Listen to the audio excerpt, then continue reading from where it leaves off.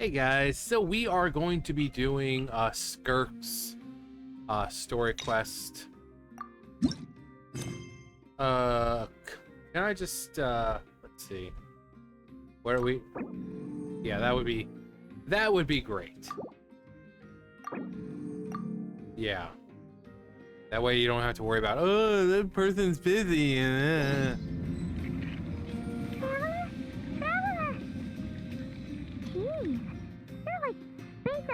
Over there. What's up with you today?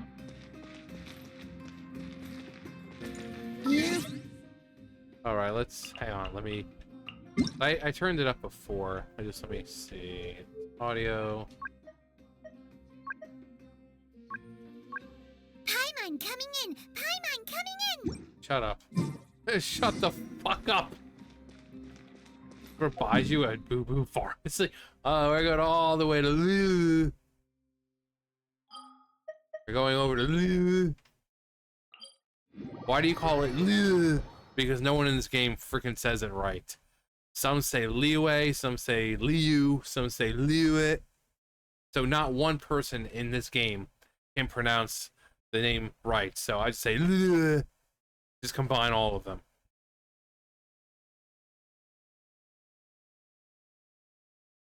Why is Paimon's voice coming in from so far away? I need to know. Oh, there we go.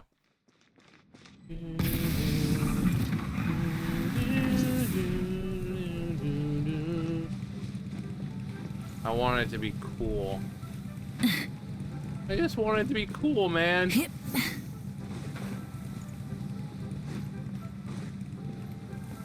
Get your motor running. All right, Dr. Baiju. Baiju wasn't in his shop. Oh, you're looking for Dr. Baiju. He's resting today, but he said to send any patients to the back room. Ah, okay. Thanks. We'll head on through. I love that glitch. Like, listen to that shit.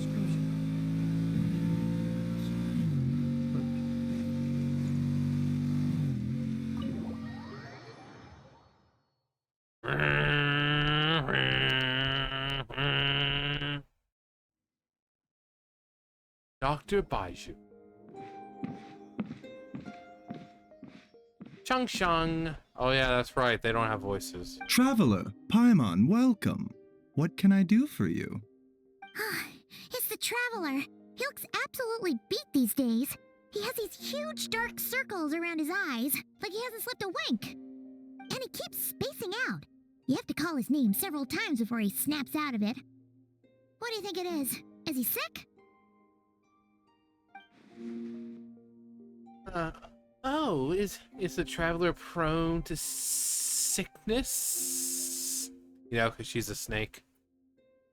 I find this surprising. Very peculiar. In all the time we've been acquainted, this is the first time you've come to me with a health complaint. Come, let me take a look at you. Oh, I already did.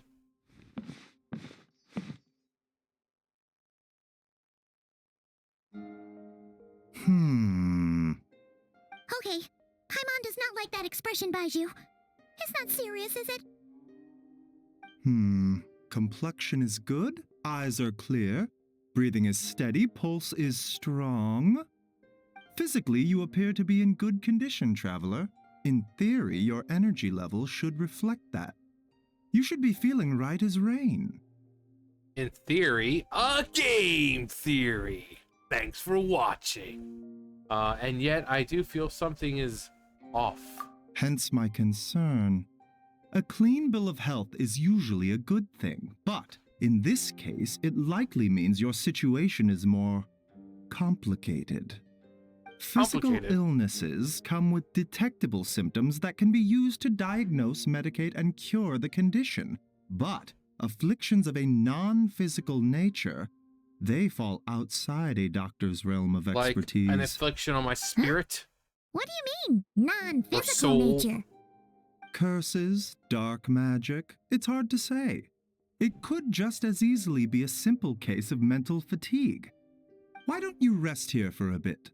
Whatever it is we're dealing with, clues to your condition are sure to reveal themselves in time. Once we know the root cause, we can administer the right treatment.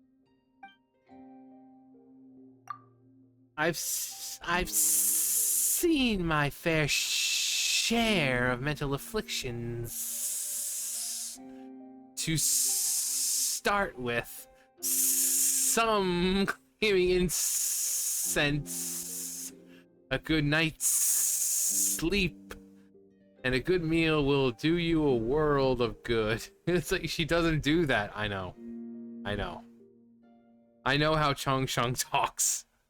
In the meantime, Chongsheng and I will review the relevant literature for afflictions that present with mental fatigue.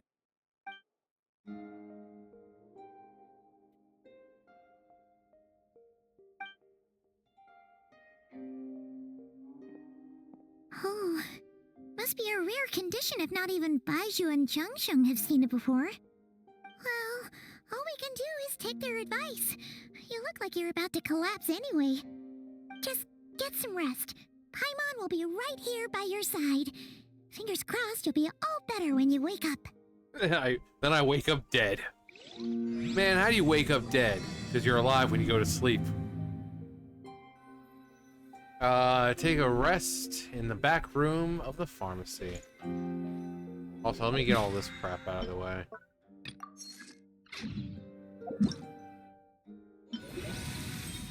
Oh, well, what's this now? Battle of Imagined Array. Oh boy, free Sethos. How can I resist? Many.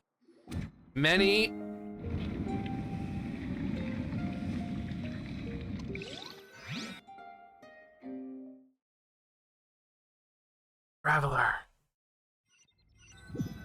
Is it gonna be like World of Warcraft thing? Is the soul of the planet gonna be reaching out to me?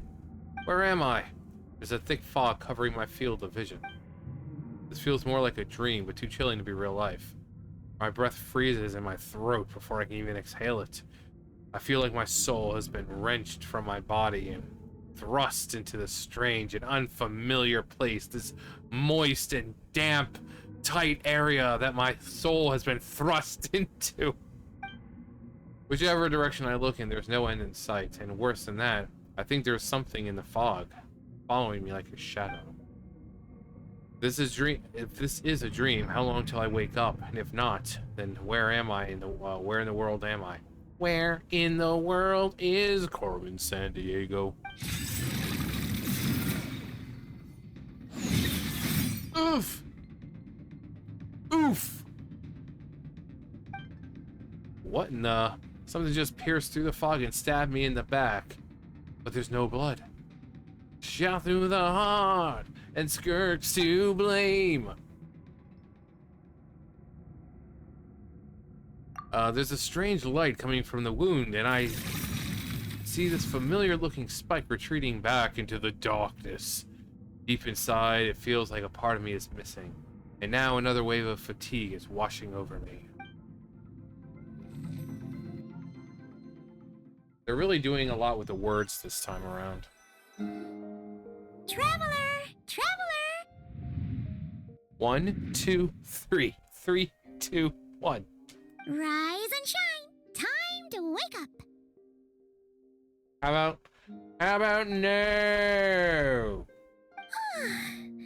For once, you're making Paimon look like an early riser. It's already afternoon. Hopefully all that sleep did you some good. Feeling any better? Well, it was nice not having to hear you for a little bit. I need to check back if there's a... I need you to check if there's a cut on my back. A cut? What? Did you scratch yourself in your sleep? All right, let Paimon take a look.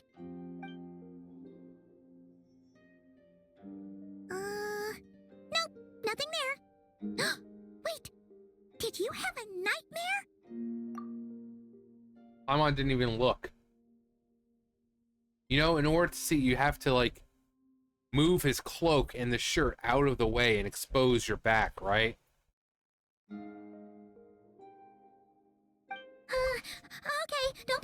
Oh man. Oh jeez. Paimon heard that dreams tell us what we need by showing us the opposite. So, if you had a nightmare, maybe all you need is something to cheer you up. Well, Come on. Paimon will treat you to something yummy. well, if we're talking about nightmares here or something and talking about what dreams may possibly mean, why don't we go see Mizuki? I mean, she is a dream expert, considering she eats dreams for a living. So, you know, she's a Baku, so why not go see her? And then she could just nom nom nom nom nom all those dreams away. She could also tell us if dreams are capable of harming us like that in real life. Wanmin Restaurant. Sensing something isn't quite right, Paimon orders a bunch of dishes to cheer you up. What? So, in this dream, you were trapped in a weird place with thick fog everywhere, and then a spike came out of nowhere and stabbed you in the back? I feel it was you, Paimon. I feel like you're gonna stab me in the back at some point. Oh. Okay, well, that's a new one. Are you sure it was a dream? Because from the way you describe it, it sounds like you were really there. Well, Then again, you woke up right where you went to bed. And you were definitely in a deep sleep this morning. maybe it was just a very lifelike dream, Then like lucid it's dreaming. decided. Paimon will stay up and watch over you tonight. If anyone tries to mess with you, Paimon will beat him up. Or, Paimon will wake beat you him up up. first and then we can beat I him think up someone together. said that Paimon sounds more like Mickey now or something. So maybe I should start voicing Paimon. Paimon's smile has a way. Oh, jeez. Is he simping for Paimon now? That dream was so chilly, it almost feels like there's something watching me from the corner of the world even now. Something stabbed me in my dream, but when I woke up, there was no wound. Still, if I ever focus on that area, I still feel a vague aching, as if something, almost as if deep underneath the flesh, something is... Something is missing. NANI? Did you just say something? Did you just say something? You heard it too? The flesh remains whole, but the soul is incomplete. Left unresolved, the mind will wither away along with it. Step on me, mommy. What the? Paimon Paimon remembers you. remembers you? Your child's master. Skirk. Or? Skirk. Right. What are you doing here? The Last time we saw you at the Primordial Sea Fontaine, right? right? But then we we left and never never learned where you went after learned that. where you went after that. Child's been looking everywhere for you, by the way. What brings you to Wanmin Restaurant of all I'm not. places? You came here looking for us? And were you the one behind the Wait, no, hocus John, pocus keep just doing now? it. John, keep doing it. Tell me, what is it that you saw? NANI? Tight-lipped, huh? I suppose that's I'm not the fair. only tight-lipped one around here. Yeah, I'm kidding. You. I'll take a glass of wine. I'll take a glass of your finest apple juice. Oh, of course. Coming right up. Of course, coming right up. We make this one in-house. It's not too strong. Oh, great. Enjoy. Are we gonna get to hear Skirk give a flavor description? Chef Mao, I'll take a grilled tigerfish over here. Hey, over here. Coming right up. Ah, if I knew we'd be this busy, I wouldn't have approved Shenhe's vacation. Shenhe works hard, so... At the end of the day, what happens to you is of little consequence to me. I'm not here to try and win you over. Trust me or not, the choice is yours. If you want my help, now's the time to speak up. You have until I finish my drink. What do you know about this situation? Why are you here? I was investigating an abyssal disturbance in the area and happened to notice you. Part of your soul is damaged, and the wound bears traces of abyssal corrosion. Need I say more? Neither of those things sound good. Neither of those things sound good. Paimon doesn't know what to think. Skirk already seems to know something. Given what I've seen of her strength, I bet she can tell what happened to me. I don't know what her goal is, but in this moment at least, I don't think she has bad intentions. Well, should we trust her? Shall we trust her, Traveler? Paimon doesn't trust her as far as she can throw her. Well, that's great because Paimon can't throw anything, so especially not a full-grown adult female. So, you know. She mentioned an abyssal disturbance. Maybe that has something to do with what's going on with you. But we could always find a different expert on the abyss to help us out. She's tracking abyssal energy when she is made of the abyss. Isn't she just tracking herself? Yeah, and that thing she said about your soul being damaged is scaring, Paimon. I will break you. Definitely something we should fix sooner rather than later. Skirk's an interesting one, that's for sure. But from what Childs told us, she doesn't seem evil, at least. Well, she doesn't seem evil, at least. 1, 2, 7, 10. That'll do. That's a lot of more you just left. Is that just a tip? Well, have you made up your mind?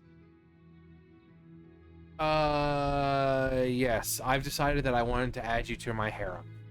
Now I know, Deirdith, I said I don't have enough room in my harem for her, but you, Skirk, you, Abyssal Mommy, I have more than enough room in my ever-growing harem for you. So, yes, I have decided you can become a part of it. Along with, you know, the Liyue girls, you know, Ningguang and Beidou and Ganyu and Shenhe and all the people in Fontaine, like Father, you know, Farina. I mean, so yes, it's gonna be hard, be really hard, but I can work you in, so I accept. What I saw was a dark space shrouded in a dense fog that wouldn't disperse. You give Skirk a brief description of your dream. So, that's all we know, Miss Skirk. That's all we know, ma'am? Miss Skirk. Can you help us? Can you help us? It would be really great if you could help Paimon and the Traveler. So, you couldn't disperse the fog. No, I couldn't. I understand. Come find me in the Guili Plains when you're done here. Oh, and I left cash for the drink on the table. Settle the bill for me, will you? We just get up, and before we leave, we're like, into our pockets. Into the pocket it okay. goes. Oh, okay. Huh? She disappeared. It's like she's abyssal magic or something. You and Paimon quickly finish your meal and go settle the bill. Wait, hold on. You overpaid. Here's your change. Keep the change, you filthy animal. Oh, no, this includes the drink, so it should be the right amount. No. I didn't think you two ordered a drink. We didn't. It was that lady who came and sat with us. Wait, remember? what? What You lady? pointed out to her yourself. You sure? I could have sworn there were only two of you at that table.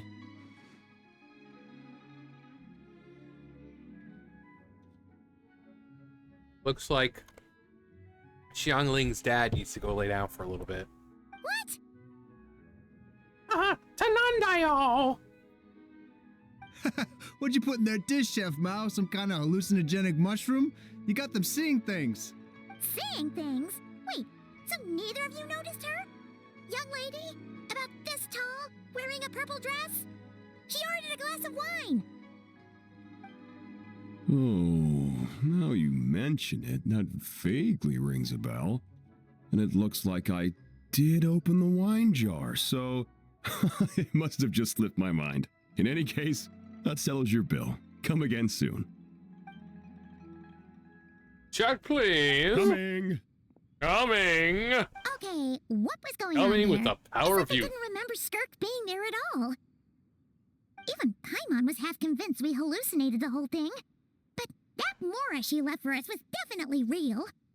Okay, the way she says things, I really am hearing Mickey now. But that more she left for us was definitely real. You know, the way Mickey talks and the way he finishes some of his words. That's what I'm hearing when I'm hearing Paimon now. Oh, this whole situation is giving Paimon the creeps. But anyway, she told us to head to the Guili Plains, right? Let's not keep her waiting. They're part of you guys are like, John, stop with the voice. I mean, it's great, but we want to hear Paimon. And then the others are like, actually, no, John, keep going. Keep going. It's fun hearing you do it. Okay, Guili Plains. We're gonna teleport right here. We're gonna make things more difficult for ourselves than they need to be. I love making things more difficult. Sora, the power of waking isn't to go chase hearts around. Oh, what did oh, yeah, just this. Even if you do locate Kairi, you may Next never on the come home to agenda. us again. I will, and we'll both be back before you know it. Oh, gee, Rift Hound, my favorite. Whoa, what are all these Rift Hounds doing here? See? Oh, what are all these Rift Hounds doing here? Huh, looks like they're collecting something. Looks like they're collecting something. Let's go Let's go check it out. out. This is order. I will have order. Gather. Gather. Access denied for Rex Lapis. Rejected. Light it up! Wrath from the Fire. You guys hungry? I brought plenty of donuts for everyone. Some frosted donuts. So, this is what they were collecting. It looks kind of like... God remains. Yeah. What is going on here? What is going on here? From the moment they are born, all beings with great power have an impact on this world. Even if their body is sundered and their soul extinguished, their influence remains. From the moment they were born, the very force of Lordaeron whispered the name Arthas. Gods are the most common example of that. The remnants of gods who fell thousands of years ago remain buried deep within the earth, carrying within them a warped will and a dark curse. Together, these remnants form what you call God remains, and it appears that some of those sealed here were dug up and removed. There are traces left, but they're fading fast. What are you doing? Sniffing you. Nothing. Just wanted to make sure you were, real? Real? She's definitely not a ghost traveler. She's not a Paimon ghost poked her, traveler. and she's solid. Paimon poked her and she was solid. Except for her top part. Those were kind of squishy. After you left the restaurant, the other diners acted like you were never there. Your life hangs in the balance, and that's what you're fixated on? Yeah. Strange set of priorities. It Priorities. was just a trick to avoid being perceived. If someone notices me, those memories are erased. Simple as that. Unlike you, I have no desire to establish a connection with the world. The weak and the lowly have no right to remember me. They're lucky they only have a few missing memories to show for it. She's like, I have no time to establish connections with the world, but for some reason I have the need to establish a connection with you. Now, can we please get back on track? Okay.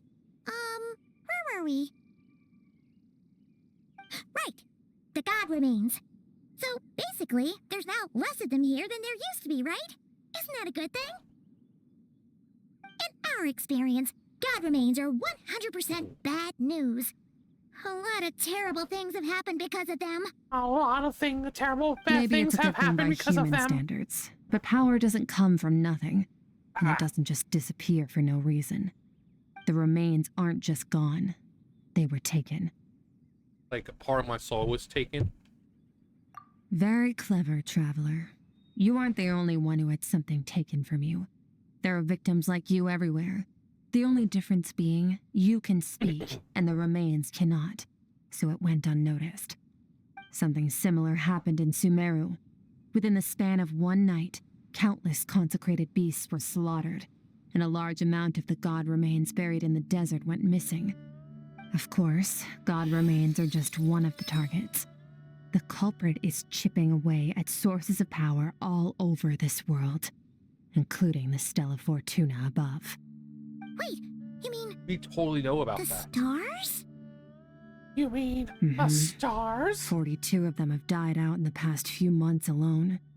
In Conria, people believed that powerful individuals have corresponding Stella Fortuna. Even should that individual fall, their Stella Fortuna would not disappear, but gradually evolve into a new constellation. Yet now, stars are disappearing from the skies entirely, and it's not hard to deduce what's happening to the power they contain. Something has been leeching power from this world like a parasite steals nutrients from a host.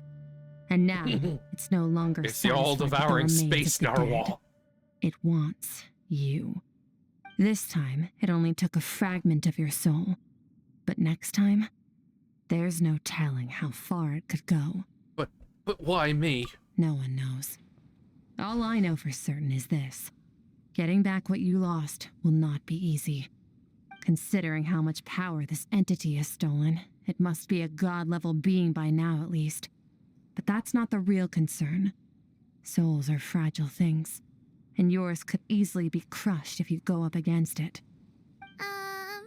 So you're gonna help us, right? So you're gonna help us, right? We're going to help each other. You are my ticket to uncovering this thing's true identity. Well, great! You seem super strong, and you know a lot about the Abyss, so Paimon will take it. Oh, well, great. You seem super strong and you know a lot about the Abyss, so Paimon will take it. Don't get all mushy on me. All I'm doing is helping you get back to normal after a sudden crisis. And I should warn you, getting mixed up with me can have unforeseen consequences. We're on very different journeys. You don't want to be in my debt, trust me. You help me uncover the truth behind this entity, and I'll help you recover what you lost. This is a transaction, that's all. You would do Okay. well to remember that. Now, come along. Must be nice being able to just rip holes in space-time and travel wherever you want. You'd think she'd be a little friendlier since she's agreed to help us. But nope, she's just like when we met her in the primordial sea. So cold. Yeesh. You'd think she'd be a little friendlier since she's agreed to help us, but nope. She's just like when we met her in the primordial sea. So cold.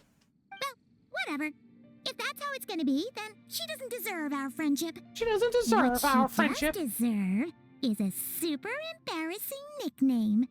Oh boy. Ah, How about Abyssal Mommy? Paimon's got it. Frosty the Lavender Melon. Serves that ice queen right. Should call her Elsa. Anyway, the important thing is that we get that piece That'll of your really soul get to her. back. So, let's follow her and see what sort of plan she's got. Enter. Nah. Bye, guys.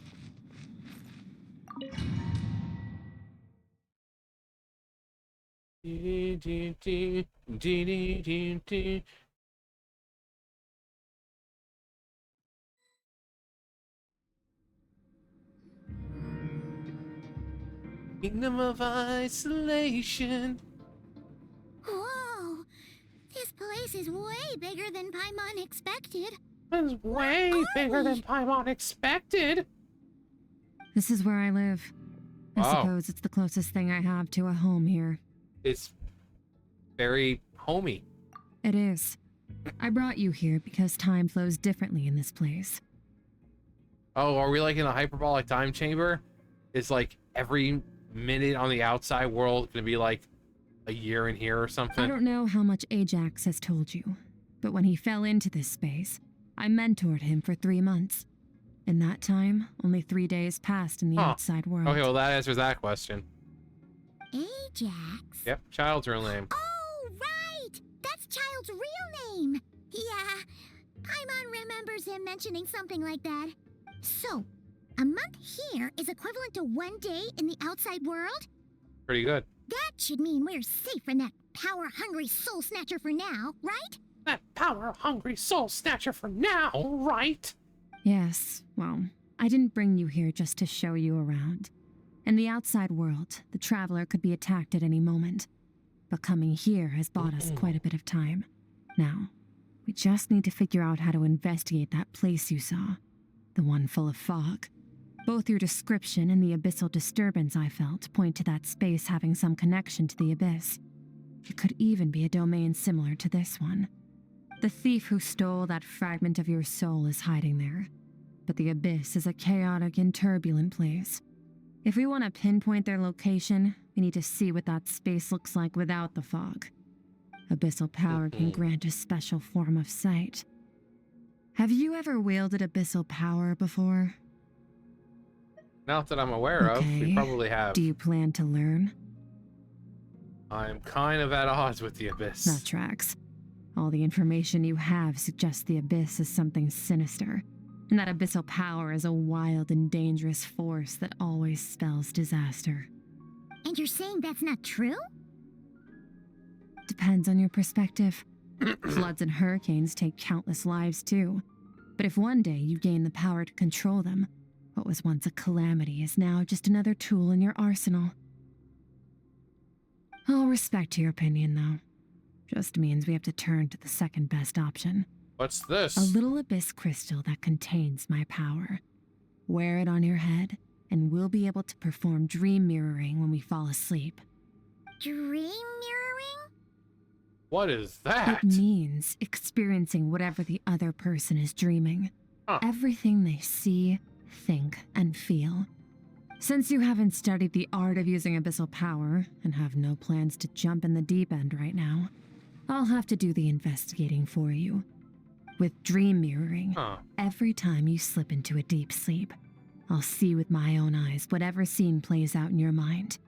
Then, I can guide you through the dream environment, and we'll take back what was stolen from you. That's actually pretty cool. Huh. You make it sound so simple.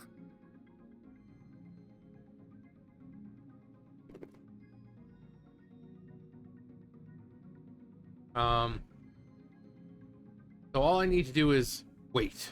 Tough to say. This is an unprecedented situation for both of us. Even assuming we do manage to find where this entity is hiding, like I said, getting your soul fragment back won't be easy. To play it safe, I need to give you some special training first. Wait, you're gonna teach him some of your martial arts? Some karate. Does that mean the next time we see Child, we have to treat him like our senior? Sure. Do as you want. For my part, I don't see you as my disciples. You're already a pretty good fighter. All I'm planning to do is build on your current skills and train you for the specific scenarios that I think we might face. But that's enough talk. If you're ready to do this, then come with me. Time might be more lenient here, but that's no excuse to waste it. Oh, she moves fast. Paimon can hardly keep up with her. So, special training, huh? Kind of a rare opportunity. With your skills, there's not a lot of people qualified to train you. Last time something like this happened was probably anti-Raiden Shogun training, right? I think so. Oh, feels like a lifetime ago. Because it was. Skirk seems pretty strong too, though. Remember how she said that the all-devouring narwhal was just her master's pet? Maybe we really will learn something here.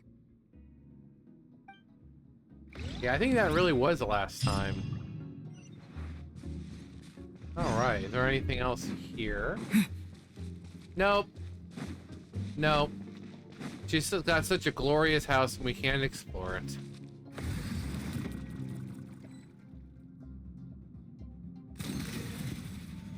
Oh boy, begin the first round of special training.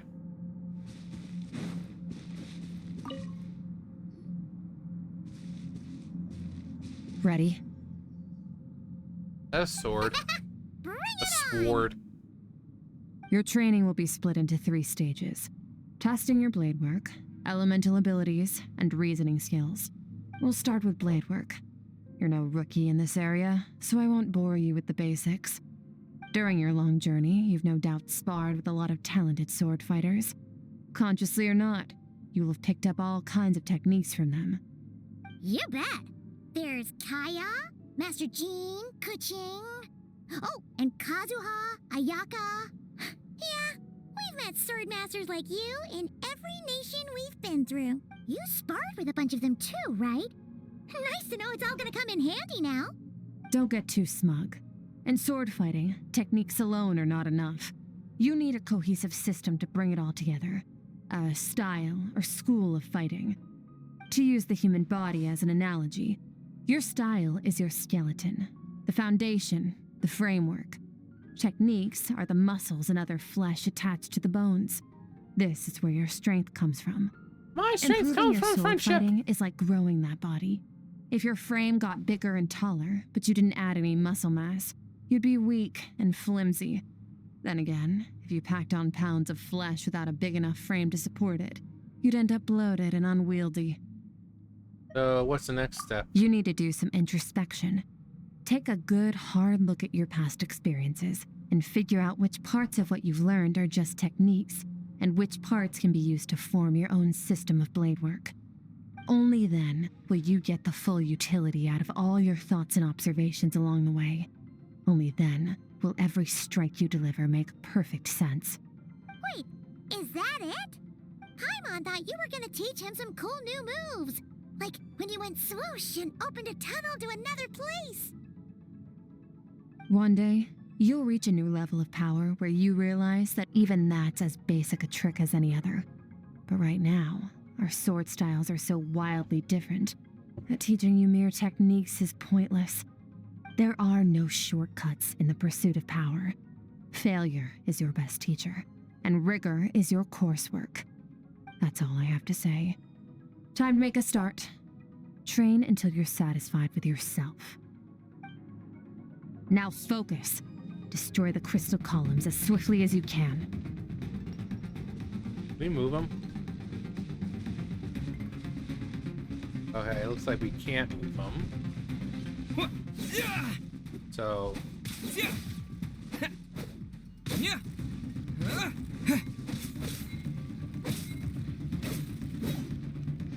I thought we were gonna have to like try to do it like all in one.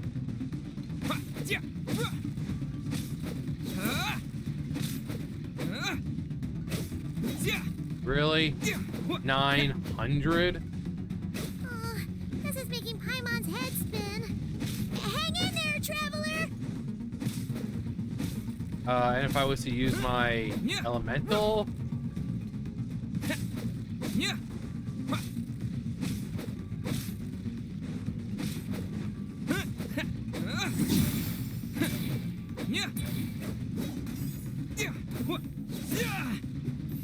Your strength, okay. Thank the Dark Lord, I don't have to do 900 of those.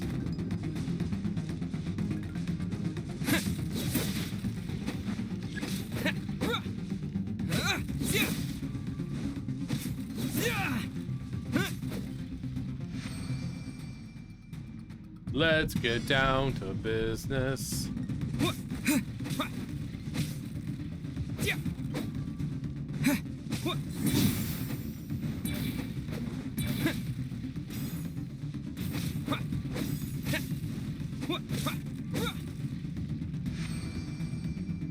Stay calm. Use your head. You have to keep it together.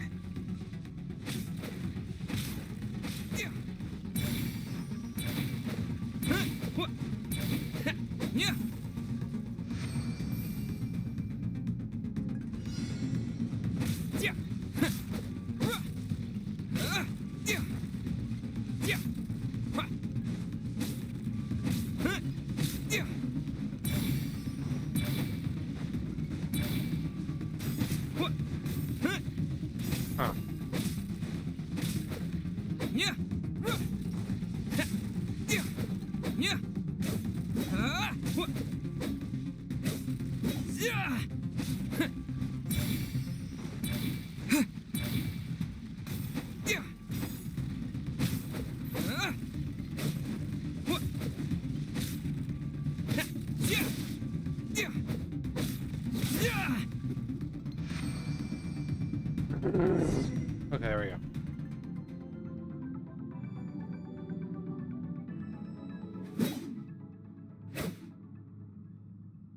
Transforming a whole view of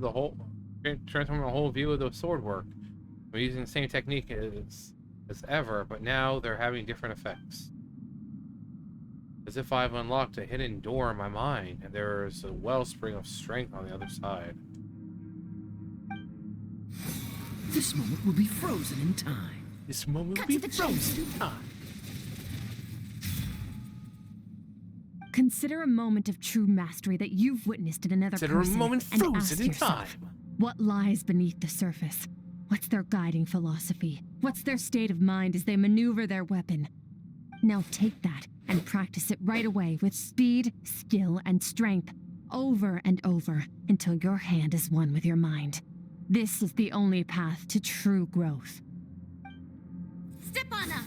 Hey, Lynette. Dance with the waves. No. Kazuha.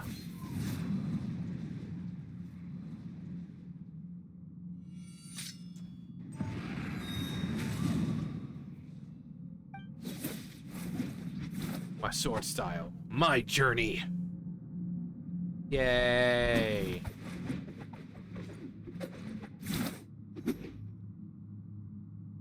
It has all come down to this. If Miko. you start to tire, empty your mind, but do not stop. Stay in that frame of mind as you keep up the fight. Get rid of all redundant movements. Imagine your sword is an extension of your own body.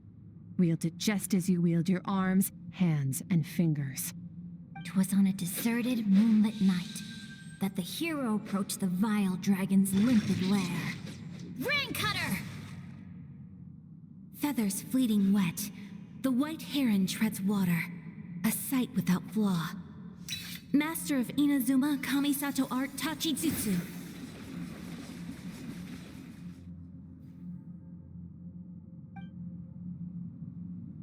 I feel my strength increasing. I don't know if my weapon can contain all this power. I'm in the zone. Limitless power, sir. Unlimited power!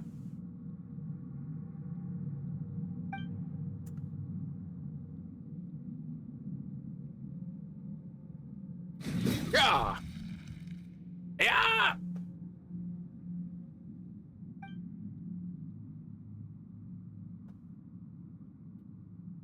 Huh. Looks like you've made some real progress. That concludes your training session. Okay, goodbye. Paimon knew you could do it. Paimon knew you could do it. How do you feel? I'm fighting to keep my eyes open. As you should be. Time flies when you're training hard. You've actually been going for several days now with no rest. Yeah. Meanwhile, Paimon's had a whole bunch of naps. But you were so focused, she didn't want to interrupt you. Go get some sleep. I'll be doing the same very soon. Let's hope you see that foggy place in your dream, so I can get this investigation over and done with.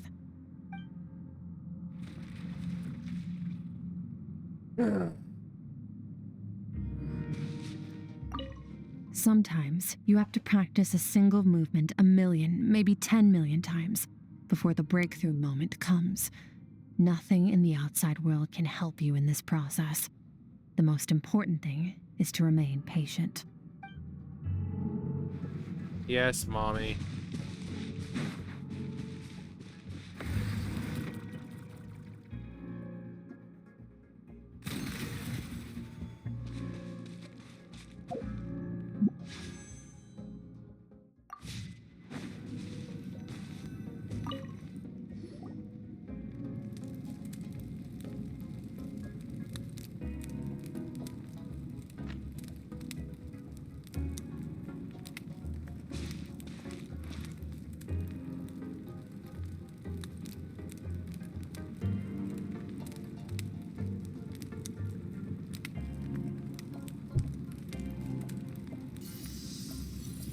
She slips up, she's like, right in my ear. Gonna suck out your brains.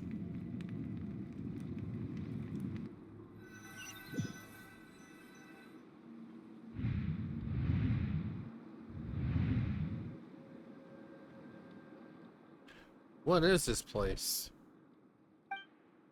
Have I been pulled into the place again? Skirk said the dream mirroring would kick in when I fall asleep, so why am I back here? No, on closer inspection, this isn't the same dream as last time. It's dark and gloomy, but there isn't that chilling fog that made my hair stand on end. Hold on, if dream mirroring is two-way, maybe I'm seeing inside her mind while she's exploring mine. This is in her inner world. It's pretty bleak. I can occasionally make out the sound of a flowing stream, but other than that, it's so empty.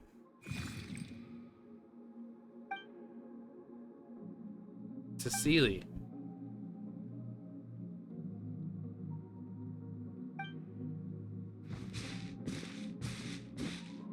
An abyssal Sealy. Follow the cute, strange creature.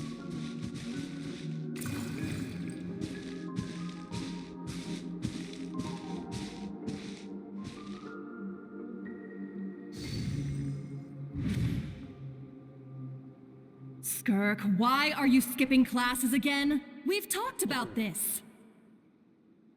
'Cause he's a crabby old man, and he's a boring old man. I don't like going to his classes. Excuse me. You shouldn't talk about your teacher like that. It's very disrespectful. All right, let's not get into a big fight about this. Skirk's learned what she needs. There's no point forcing her to sit through more classes if she doesn't want to be there. But I'd still love to hear about what you got up to yesterday. Why don't you tell your dad all about it? I went diving, and I saw this huge fish. I never knew they could get that big. It looked kind of dumb, though, with that stupid big fat head. I tried to shake its fin, but it just spat water at me. Oh, and today, I'm gonna go to that prairie up north. There's supposed to be this giant bird there that can spit fire. I bet if I climbed on its back, it could fly me all the way to the stars. Then I suppose your old dad should get one as a pet too. Otherwise, how are you going to hear me call you for dinner up there in the stars? When it's time to eat, I'll come back on my own, Zilly. Anyway, gotta go. Bye, Mom. Bye, Dad. Wait! Put on a coat at least. You'll catch a cold. I'm talking to you, young lady. You spoil that child, you know. Ever since that merchant ship arrived, she practically lives outside. Always going on about exploring the beyond one day, whatever that means. Ah, let the kid do what makes her happy. Besides, we both know you're all bark and no bite. Come on, our little adventurer is gonna be hungry when she gets back. Let's get started on dinner.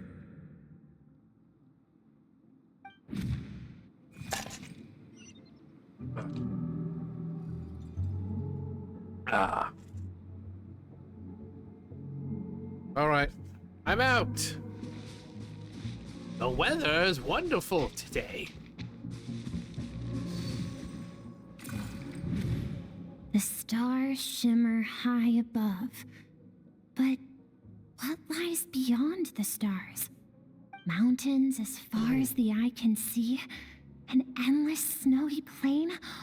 Or maybe buildings taller than the sky, like the people from the merchant ship said. I can't be the only one asking these questions. The universe is fascinating.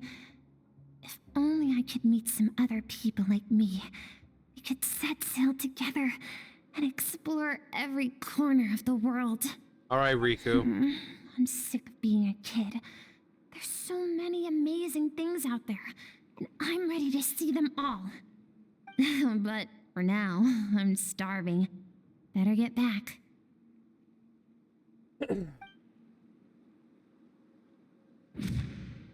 He sure looks funny as a kid. Huh? What's over there?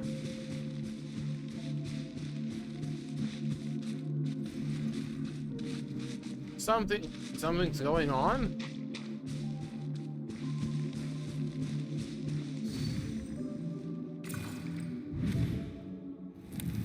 Don't let a single one of them get away! No, please! Spare the children! Stay back!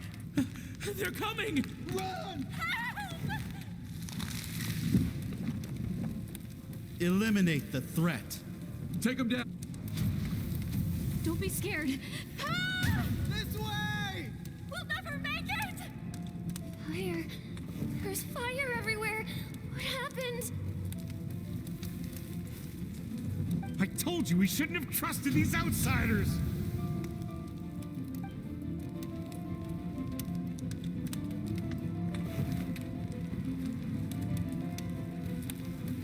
Why are you doing this? What did we do to deserve this? We welcomed you with our finest food and drink, showed you the best our home has to offer, gifted you cloth dyed by our own hands. And this is how you treat us? Yes. Run! Save yourselves! Captain, Zone 3 is clear and we have Zone 2 But surrounded. everything changed when the Fire Nation attacked. Begin extermination. Remember the orders from upper command. No one is to be left alive. Rest assured, sir. We have enough munitions to annihilate these savages and burn their entire civilization to the ground. Yes, savages. Good. The only ones who put up a real fight are that man and his wife, correct? What's their status? Good. We shot the man in the ankles and the wife broke her wrist attempting to fight back. They won't be doing much more fighting. They're holed up in their home for now, but they won't last long. To prevent them from making some kind of last stand, we're planning to clear out the other zones first so we can send a bigger squadron to surround them. Well, well. Turns out some of these beasts do know how to use their claws. Now the threat these savages pose will be undeniable. Let them cling to what's left of their lives for a little longer. Once the other zones are cleared, I'll cut off their heads myself.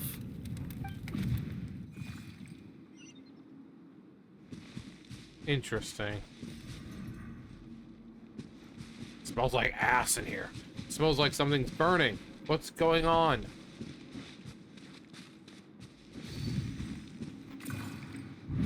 Mom, Dad! Dad?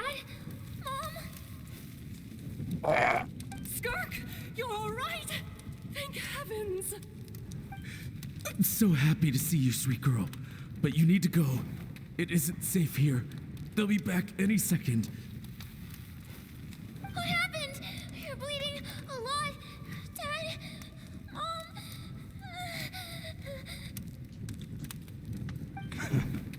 This is the place. Alert all units. Prepare to surround. Run, Skirk! Run as far away as you can. Don't trust anyone. Your dad and I, we're not afraid to stare death in the face. We're not but afraid. We need you to survive. My clever girl, so curious. You're already so brave. I know you're going to grow up to be such a positive light in this world. Or another. Whenever you miss us, just play this song. Remember, life is a gift. Don't let darkness claim it. Break down the door! Look what we have here. A savage that can pluck a tune. Well, the show's over. All right, Biff. Well, look at what we have here. You! Stop singing! Shut it! I said shut it or I'll make you! What is the deal with these Have guys? it your way! They want to talk about these people being savages. How dare you play happy music? You savages! What was that? But it was Skirk actually singing. Incoherent singing.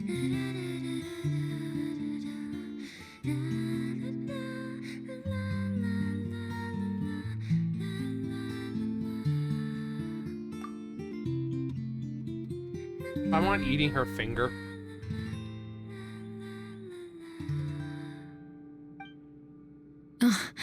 You're awake? I found a few clues while you were asleep, but it's only a start. Now, time for the second stage of your training. Her singing voice is, and then when she talks, it's like, so you're awake. This time, the focus is elemental energy. Come find me when you're ready to begin. Okay, well, not like I have a choice. Not like I have a choice. Choice. Man, staying in the abyss feels so surreal, don't you think? No Yeah, day well. and no night. It's like time hardly exists. If we weren't careful to keep track, it feels like we'd have no idea how long we've even been here. We'd have no idea how long we've been here. Well, except for the fact that Paimon still gets hungry like clockwork. You go do your training. Paimon's gonna grab a bite. A bite of what? Some nice purple grass. I'm ready to start. The way I see it, the pursuit of power is divided into 3 stages. The first is mastering the use of standard weapons. Next is learning how to harness natural energy. And after that, you're free to challenge even higher dimensions. Are we gonna learn Sage Mode? The natural energy of We should Tibet learn Sage is, Mode. of course, elemental energy. But that's not my area of expertise. I draw from a different source of power. That must mean Abyssal power, yes. Also known as the power of the Void Realm. My master, Sertologi, is a true expert in that area. Sertologi. After all, he was one of the group of 5 that infamously stole the all-encompassing power of the Abyss. An act for which the people of Conria gave them the epithet, the 5 Sinners. along with Gold or Rhine-Daughter, who is one of the members of the Hexen Circle. The elemental energy of Tivad, on the other hand, is derived from the power of the Light Realm. These 2 forms of energy exist in direct opposition to each other.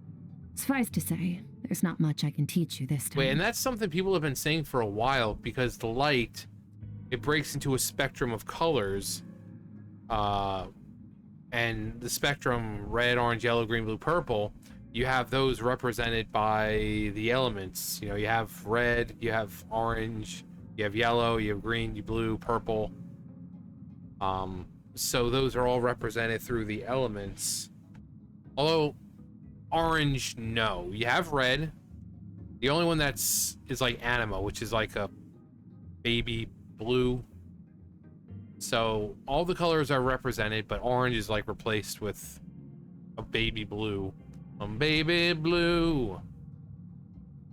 But people are saying that the light was kind of it's just like the original source of all the elements. That combined with phlogiston, and it's kind of created these elements that we use in Tivat. It almost seems cryo-related in a way. A keen observation, traveler. Call it respecting local norms. The Abyss stands in direct conflict with the will of this world. So, to make my life easier, I disguise my power to make it appear cryo-like in nature. It's a technique I learned from some Conrian ruins, known as the 7 Shifting Serpent. If you ever change your mind about delving into abyssal power, I can teach it to you. I have the ability to purify abyssal power. So I've heard. You seem to have a knack for removing abyssal power. I could remove your arms and legs right now if I really wanted to. But is purification really what's going on there? Like I said, power does not simply disappear. What are you trying to say? Just thinking out loud. Let's focus on your elemental training. That's what's gonna help us if the situation gets tricky. Tricky dicky. True growth comes from adversity, but only if you make the choice to pick yourself up again every time you fall. So, it's time to push yourself to the limit. Push it to and the then limit. keep pushing. Real This is good. the only way to advance at pace. Use the power of Animo to clear the field as fast as you can.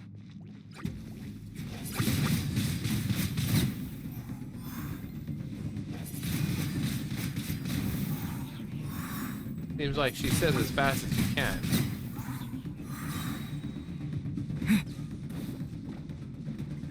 With the wind!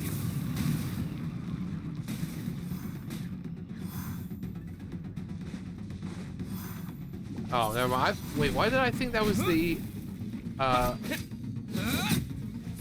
I thought that was the electro slime that got left over. Observe your surroundings. Look for things you can use to tilt the scales of success in your favor. Yeah, we already know elemental reactions. Although it's not really doing much right here. There we go, that's better.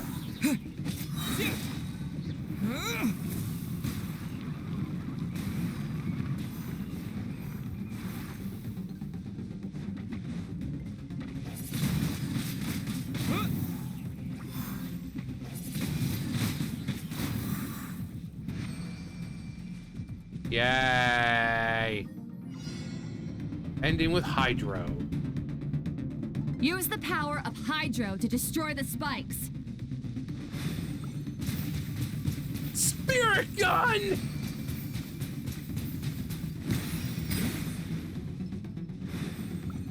Faster.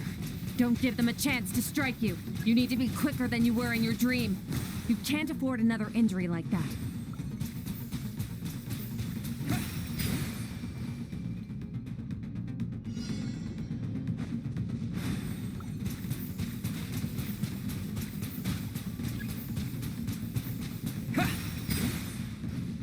Come on.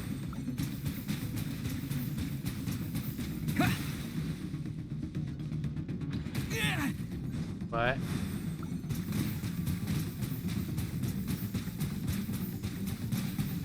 Water jet! Water jet, where? Oh.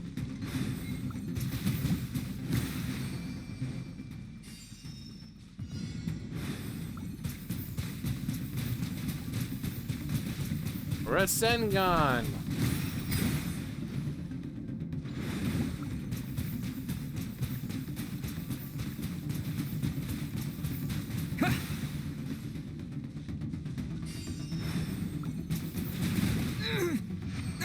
I don't even... Whatever. I just, like, shoot. Oh yeah, now we're using all of them. You need to understand what makes you special. The ability to wield elemental energy without a vision and switch between the elements at will. If only it was that simple. It means your aspirations need no approval from the gods. Your power is not bound by the rules of this world, so be bold. Do not be afraid to chart your own path. Don't be afraid to give Celestia the fucking middle finger. Graceful as the wind, tough as stone, nimble as lightning, flourishing as foliage. I can feel the power of the elements flowing through me. Sometimes as peaceful as a flowing stream. Other times surging like a raging river. If I close my eyes, I can almost hear their voices. Traveler! He's like, going all DBZ in here. Very good. It seems you've reached a deeper level of connection with the elements. How long has it been this Long time? enough for you to lose yourself in your training, which is a good sign. Relentless practice with the elements has drained all your strength, but it's also what allowed you to make progress. That's good. Get some rest. When you wake up, we'll proceed to the final stage of your training. A simple question.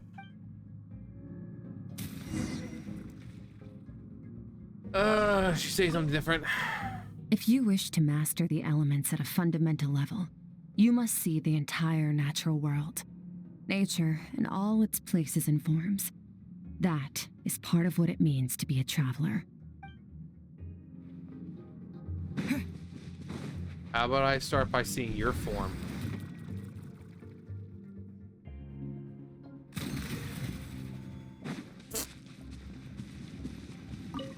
Nighty night.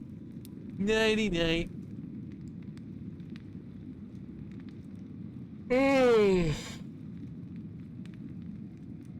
For realism. We're gonna go back into her mind. This place again. Did you bring me here? Who are you? La la la la la la la la la la la la.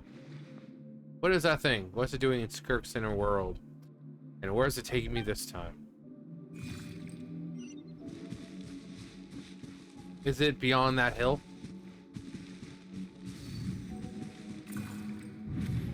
What is the secret to power?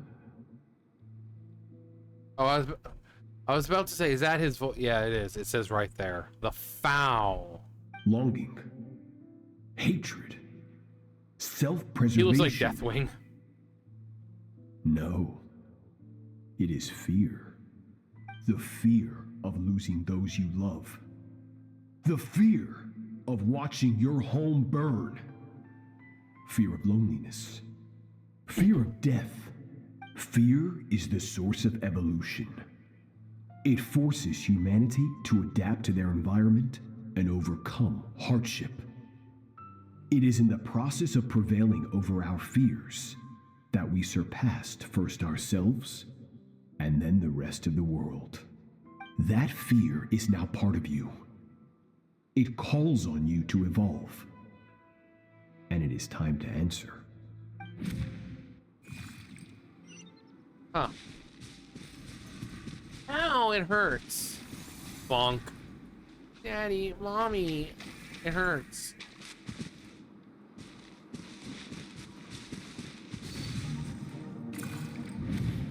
Any minute spent missing home is a minute wasted. Practice your sword work instead. Do not make me tell you twice. Or else pay the price. But, Master, I can barely lift the sword anymore.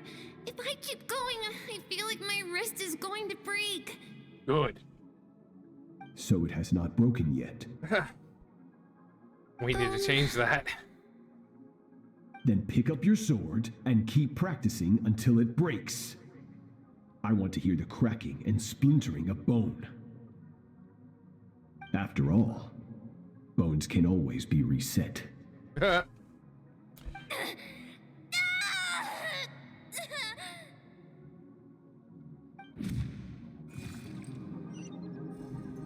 Sounds like a lovely fellow. I can't breathe. Everything's gone black. I've died. Oh my god, Skirk's really a ghost. Good, Skirk. Once again, you survived. How do you feel? Like a million, Mora. Cold. In pain. These are signs that you are adapting to the abyss. Each time the flesh is torn and the spirit crushed, each time you claw back from the brink of death, you become stronger. I now understand why these people sought to destroy your homeland. Your potential goes beyond even what I could have anticipated. But you still have much to learn in your pursuit of strength. Your mind is rife with distractions. From now on, I shall show no mercy in your training. Oh, we're going all Cobra Kai. You must learn to shut out all the pointless emotion. Crush the self that makes you weak. And become master over your physical form. If a man can't see, he can't fight. If a man can't breathe, he can't fight. Get up, Skirk. Wipe the blood off your face. Cut away the rotten parts of your flesh. And mend what is broken. Then take up your sword. Yes, Master. She expected to go all Piccolo, just like, oh, your arm's broken? Just rip it off. Grow a new one. Well. Yes, Sensei! Get that, but I can't get that suffocating impressive feeling out of my head. Where did she come from? Hopefully you got some good rest. No. Skirk said to tell you that she's ready to start the final stage of your training whenever you are. So, want to head over now? Or did you want to wait a little? I really want answers, but right now it's vital that I complete my training. Once I'm done, I'll have a chance to talk to her.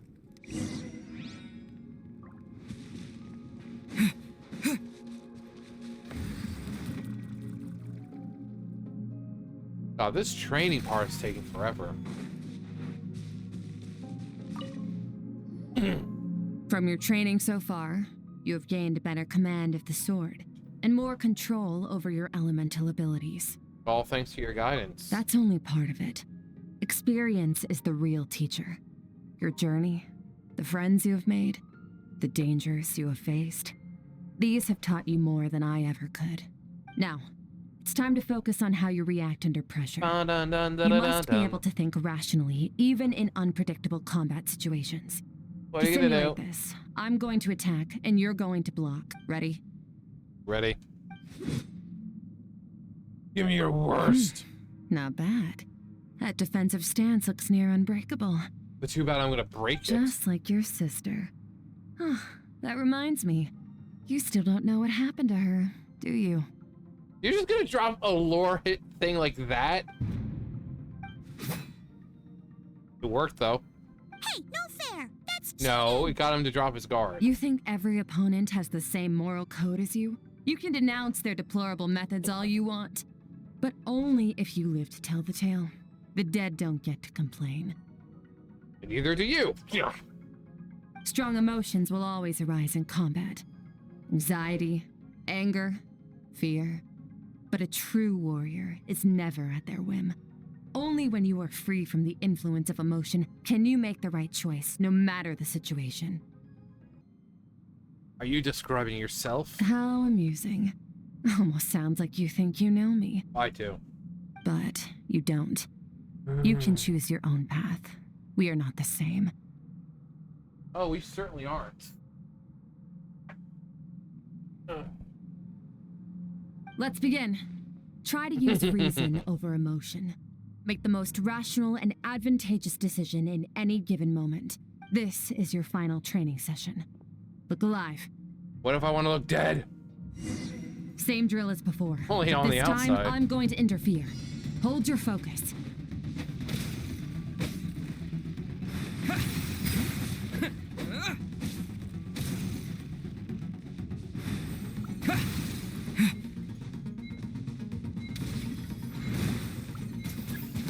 What?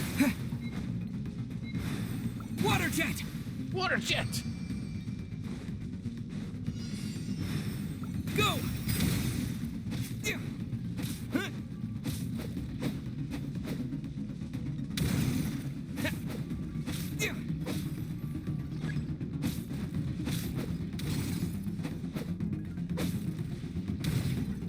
Oh, she actually got me?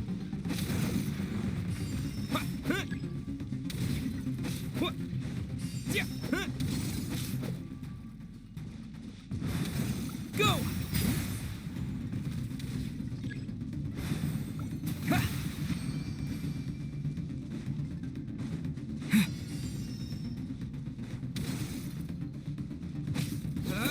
I don't like that.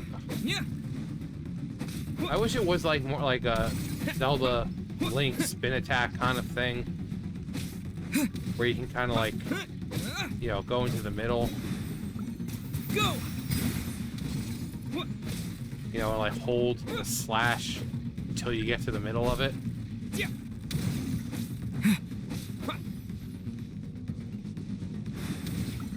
Go!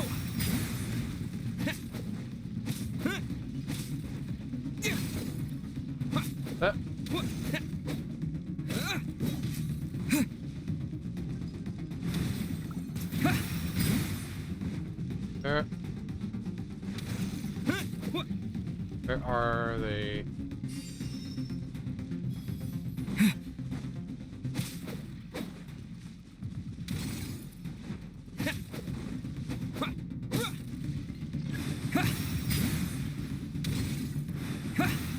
My God. Not bad. Better than I expected. Let's get down to business. No, it's not the overwhelming of the emotion. It's just the controls are bad. Again, being able to hold out your sword and then spin it around, it's just, that'd be so much better. Getting the hang of it. The first step to controlling your emotions is controlling your mind. Focus. Focus on the battle. I think it's working. I can choose my tune out. I can choose a tune out. Anything that isn't relevant to battle. But I think he's gonna go with Ultra Instinct. Dun, dun, dun, dun, dun, dun, dun, dun. Your mind is rife with distractions. From Sir now Hello on, G. I shall show no mercy in your training. No mercy. You must learn to shut out all the pointless emotion. Crush the self that makes you weak. And become master over your physical form.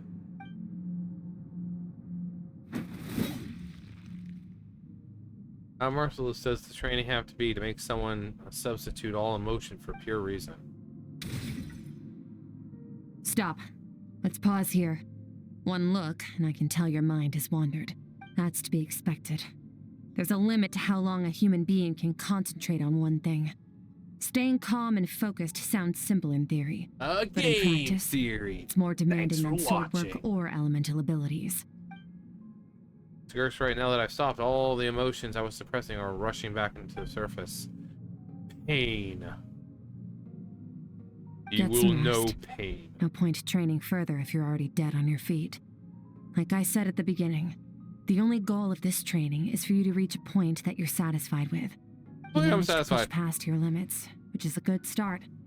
You can be proud of that and sleep well knowing that you've earned it. Well, thank you. Yay. Yay. Yay.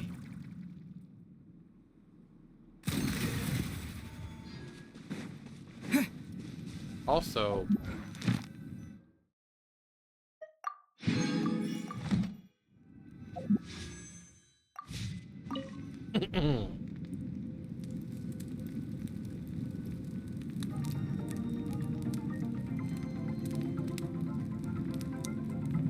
wish I could sleep like that.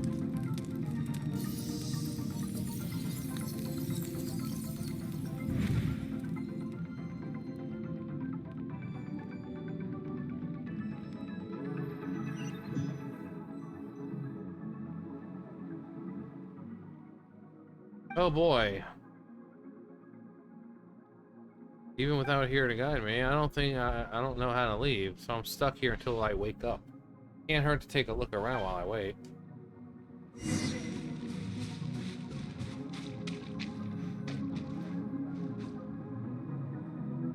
Skirk is amazing. She faced down that terrifying giant and cut its head clean off. Oh, she got hurt though, didn't she?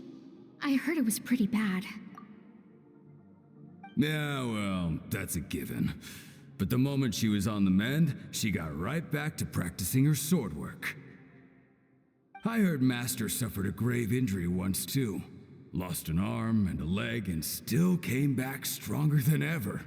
Skirk's becoming more like him by the day. That sounds like Zigbar. Incredible. As I wonder if. if I'll ever reach their level. They're always so resolute, so unshakable.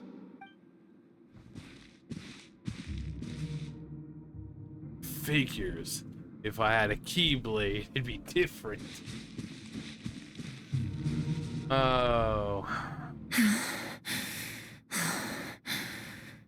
Pathetic. You're not even trying. You're so much weaker than you think. Skirk, have you become a positive light in this world?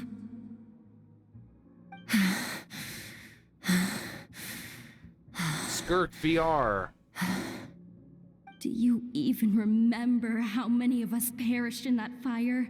How many bodies were left to rot on the scorched earth? Yet you alone live on. Keep your gaze fixed on your blade. You don't deserve to rest. I have so many questions. I just want to jump in a spaceship, explore the whole universe, and get answers from the stars. I just need to wait till I'm grown up. Then I can do anything. Now, you must bid farewell to who you were in the past and become someone stronger. Run! Skirk, Run! Only death awaits us here. Keep running, and don't ever look back.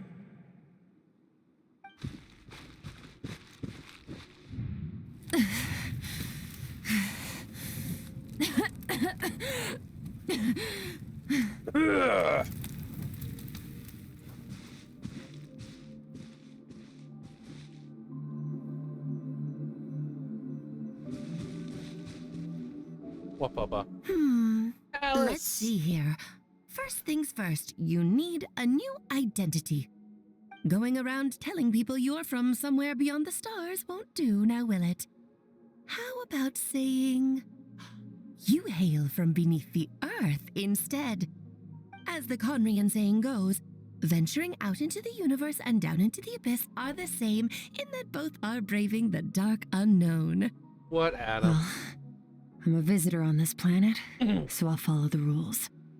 Ah, splendid. That saves me quite a bit of trouble. Let me offer you a piece of advice in return, although it might not be what you want to hear. I know the pursuit of strength is important to you, but taking a moment for yourself every once in a while is never a bad idea. Ignore her existence for too long, and there will come a day when you can no longer hear her voice. When you will no longer be you. Adam, come on. Scoot your butt. What?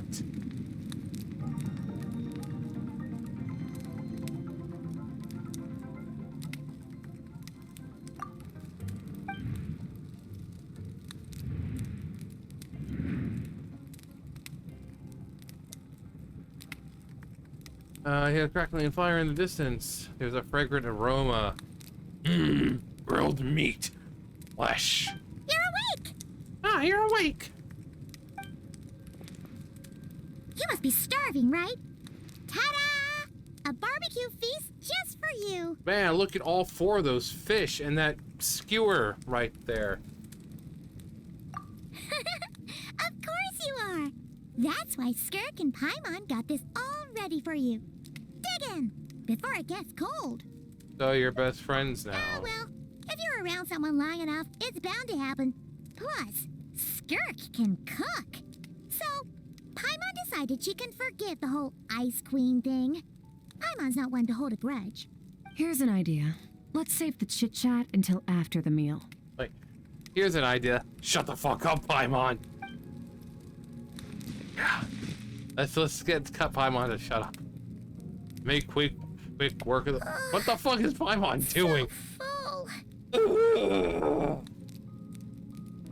Okay, it's Paimon's turn to sleep now. Wake her up when it's time to go.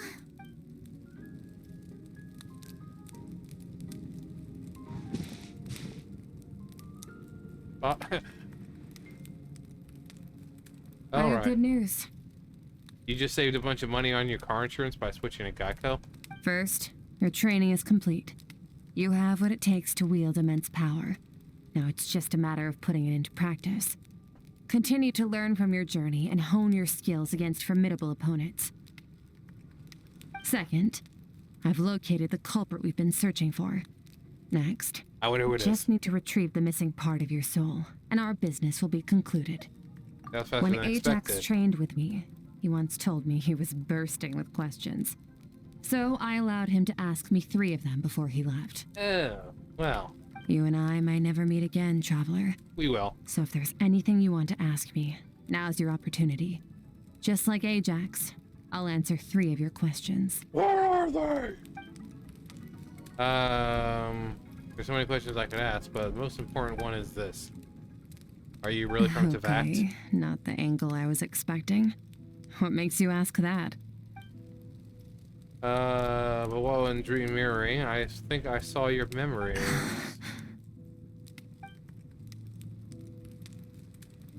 I took it by surprise. I knew that was a possible side effect. Closed off my mind to you for that exact reason. Even with the dream mirroring, you should have seen nothing but endless darkness. We're just special like that. So, Skirk didn't share those memories with me on purpose, and in fact, she tried her best to keep them from me.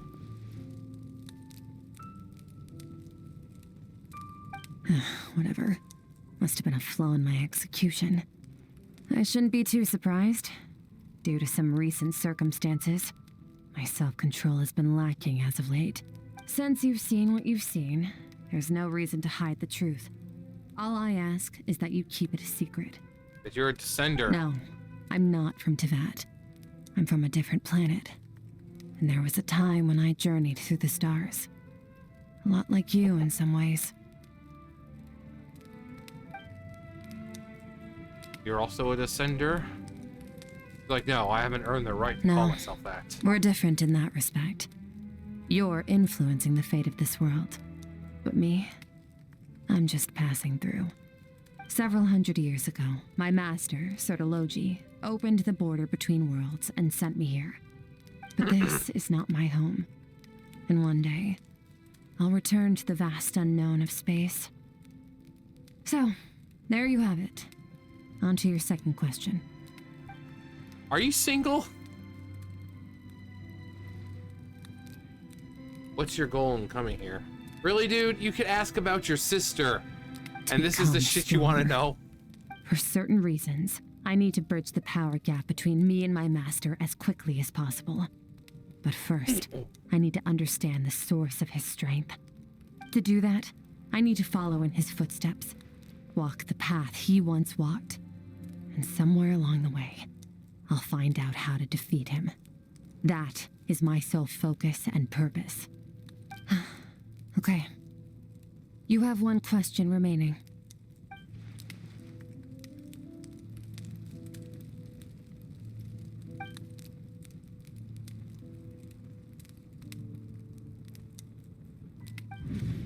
You make it sound so easy. Ever since the incident I experienced there, I've never stopped searching for Master Skirk and that unknown abyss. Why are you ignoring child? Now, and I've still found nothing. Maybe I should take this opportunity to get Child some answers. Well, your last question? You know Child is looking for you, right? Are you going to let him see you? Ajax. His situation is different than yours. Before you ever crossed paths with me, you'd already encountered many formidable people, studied their techniques, and developed your own skill set. So, during your training, all I had to do was build upon that foundation. But Ajax was so young when he came to me. He was like 14. Complete blank canvas. Children can't help but imitate their role models. In the long run, that would only hinder his growth. Once Ajax has enough strength in his own right, I will allow us to meet again. Until then, let that motivate him to reach his full potential. It's like she was talking about something entirely mundane. I don't know why, but I'm not buying it. She makes it seem like the decision has everything to do with Child, nothing to do with her. Completely silent, this domain is getting lonely after a while. Not to mention, she said it's been hundreds of years since she arrived in Tevat, and even longer than that if you count how slowly time passes in here. Unlike you, I have no desire to establish a connection with the world. The weak and the lowly have no right to remember me. They're lucky they only have a few missing memories to show for it. All this time she's never established a connection with the world. Was it really just because he looks down on the weak? It actually give me a straight answer if I asked. Besides, I already used up my 3 questions. Again, you could have asked about your sister. Wake up your companion. It's time to go. Oh, and everything I just told you. Best keep it a secret from her as well. She really is sucking on her thumb. What a baby. Paimon's thumb sucker.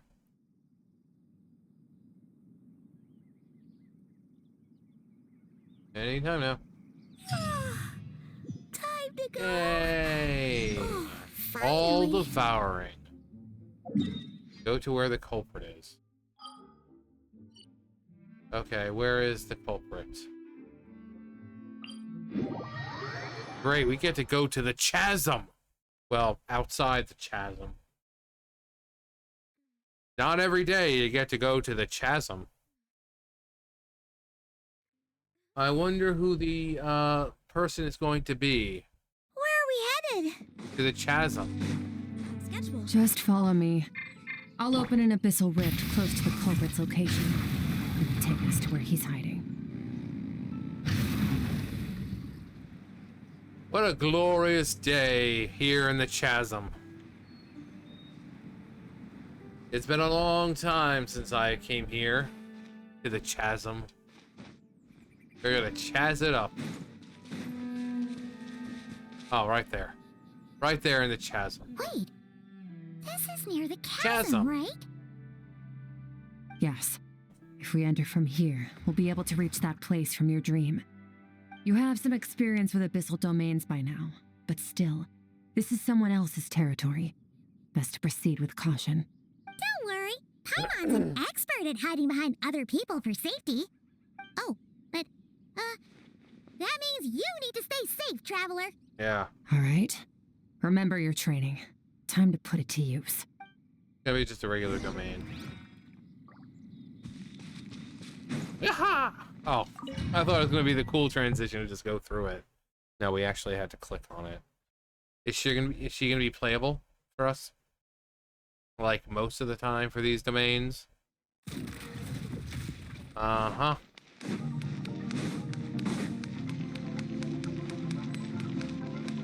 Yeah! Wipe out!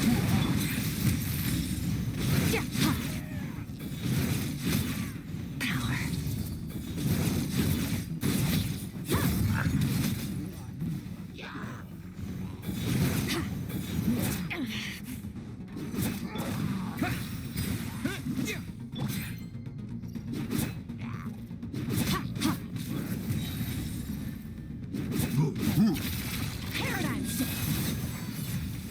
Ooh, that's actually pretty cool. She like rips open space-time.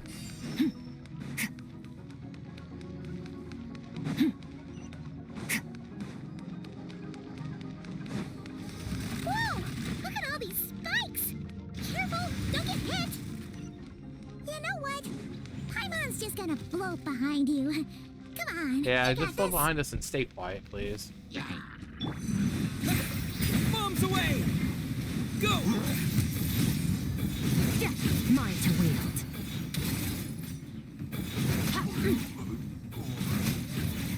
Hey, what are you two doing here? Dusty. Like an abandoned house. Let's press on. I don't even know what they're saying. All I hear is I had no idea what the Abyss Mages were saying. I assumed it wasn't anything important.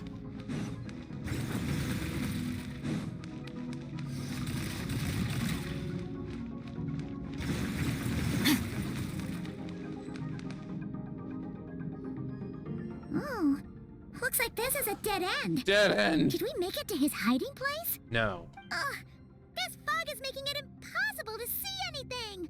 This should be the place where you were attacked, traveler.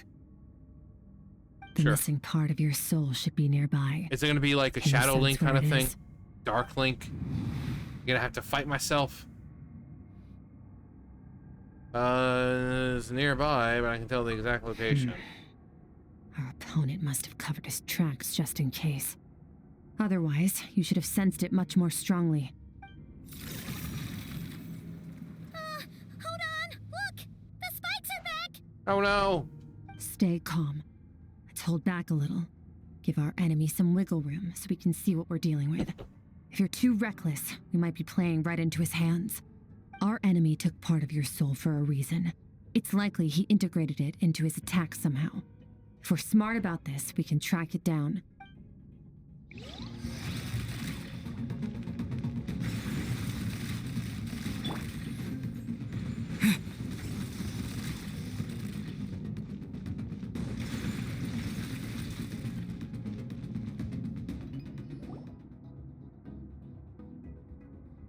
Okay.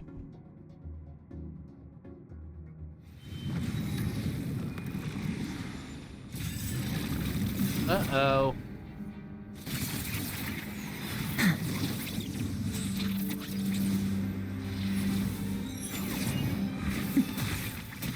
Clever little sneak.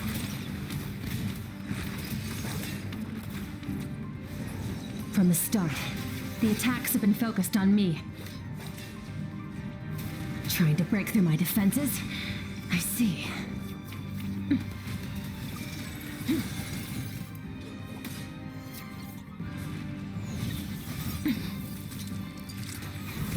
No, mommy.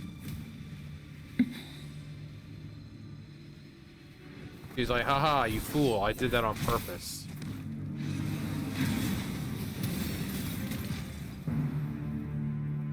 For that brief second.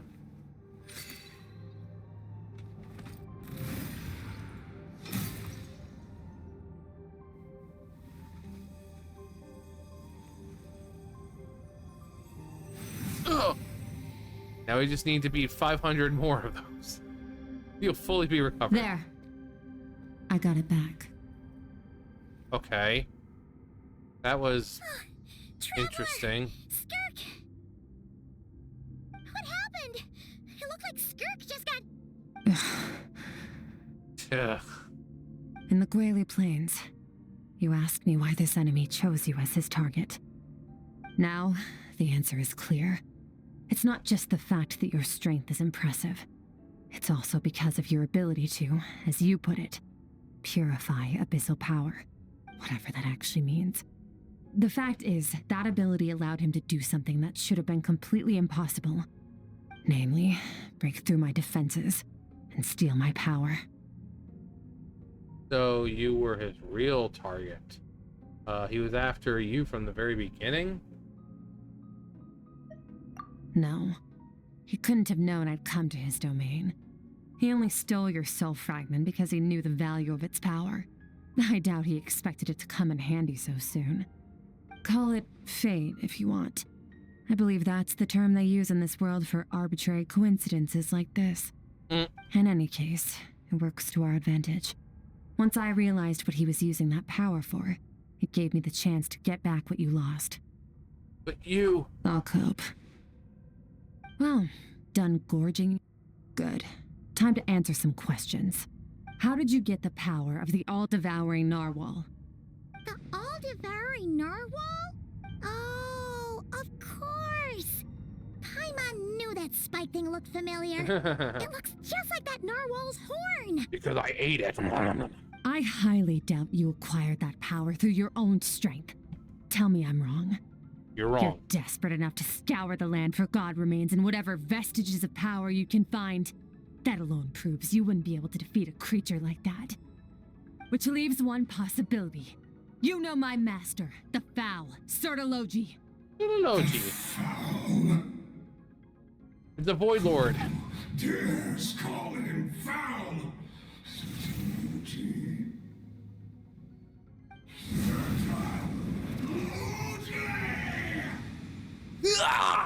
What's wrong? Bit off more power than you can chew? You're struggling to hold a basic conversation. Just a little longer. I'm still... Look, it's back! With a vengeance. Those obsessed with power will let it devour them before abandoning their pursuit. Like, what do we do now? Nothing. We'll just stand here. Just trust me on this one. Keep calm and use reason to decide the best course of action. We were stabbed by one of those spikes while retrieving a fragment of my soul, and in the process, some of her power was stolen. Hiding behind fog, I have a good understanding of his attack pattern from the fight just now. I guarantee her Paimon's safety. I think we should get out of here. No. Wise decision. Final victory doesn't always come after a single battle. It comes on multiple You've fronts. got your soul fragment back, so we both got what we came for. Let the enemy draw breath while he can. It won't be for long. Get us out of here, traveler. You'll need to lead the way this time.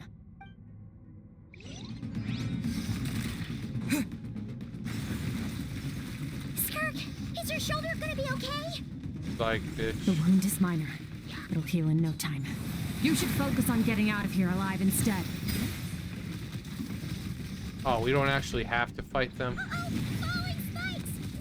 Run! Oh no!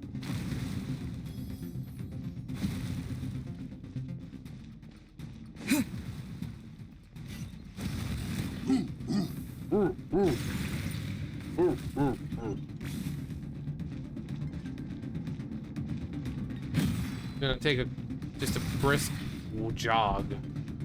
Watch out! Looks like this place is about to collapse!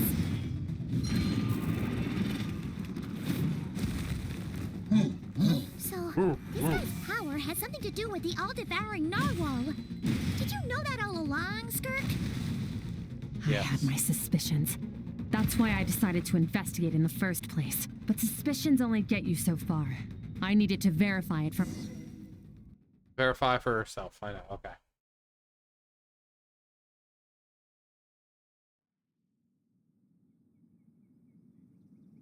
Skirk. Skirk. Serta. Logi.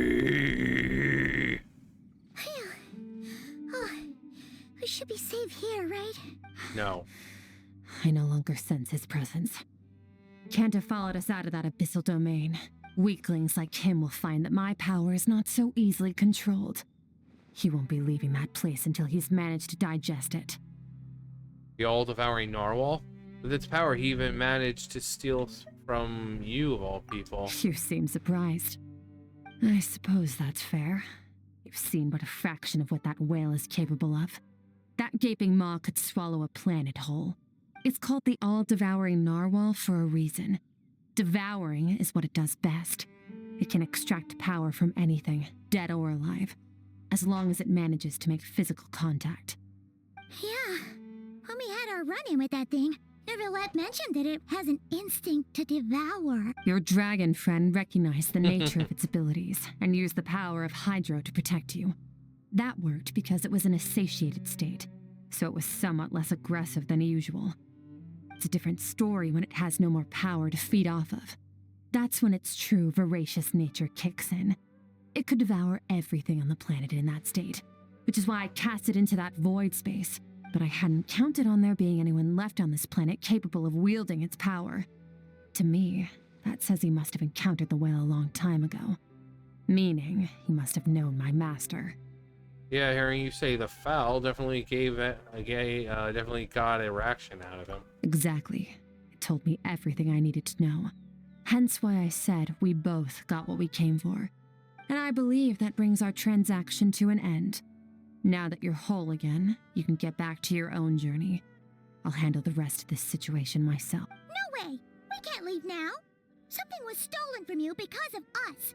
We have to help you get it back. This isn't my first taste of failure or losing power. When you fall, you get back up again and become stronger. That's how it is. But what if that monster finds you before you're all better? Plus, how are you gonna get home? It's not like you can just go swoosh and open a door to the abyss again. Not without your full strength. So, sticking with us for the time being doesn't sound so bad, does it? It's not out of pity. You said I don't want to be in your debt. Well, I still am. Humph. Fair enough. Then take this. Dangerous to go alone. What is it? A bag of Mora. Nothing in this world is free. I know that much. I'll leave the planning to you. Hurry up and decide where to go. We shouldn't linger. We should take Skirk somewhere she can rest. But where? Well, we'll just take her where it tells us. So we're going to...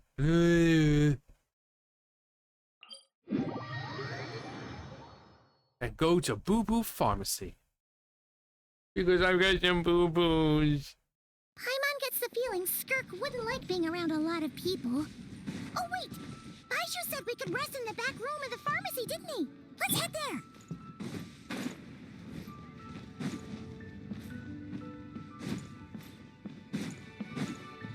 Full throttle!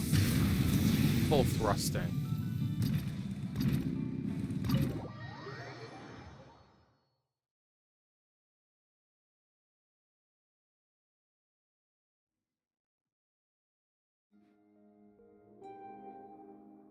Huh. This bag from Skirk has a ton of more in it. Probably not as much as we have. Does she have a job or something? Wait, no. After what we saw at Wamin Restaurant, that seems impossible. Can you imagine? It would go something like, I'll be collecting my paycheck now, boss. Oh, sure thing. Wait, who are you? Have we met? Huh. Can't hold a job if you make everyone forget about you. So, what did she do to get all this Mora? Claimed some buried treasure, took care of a few monsters that were causing trouble. Nothing untoward. It's safe to use. You heard all that?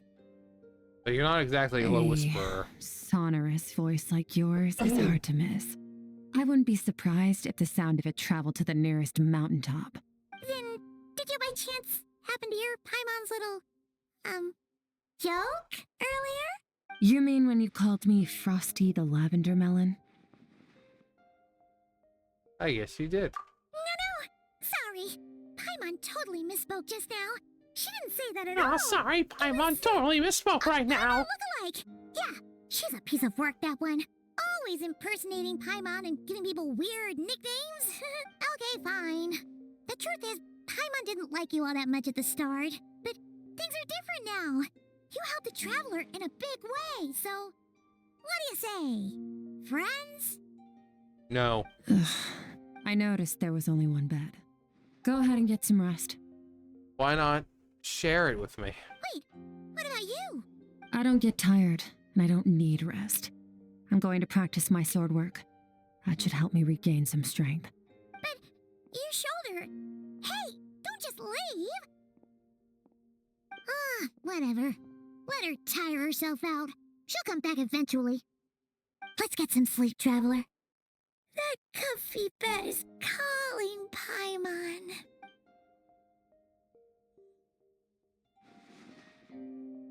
Skirk is stubborn. Even if I try to convince her to take it easy, I doubt she'll listen. Paimon is right. Skirk will stop and take a break when she gets tired, I hope.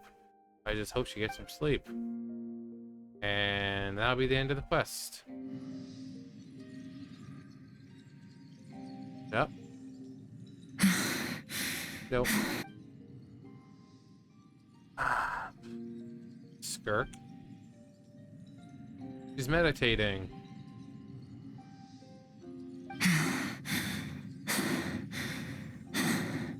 Quiet. Who's she talking to? There's no one around. Unless... Do you even remember how many of us perished in that fire? How many bodies were left to rot on the scorched earth? Yet you alone live on. Keep your gaze fixed on your blade. You don't deserve to rest. Run, Skirk. Run! Only death awaits us here. Keep running, and don't ever look back. Training alone, but there were disembodied voices talking to her.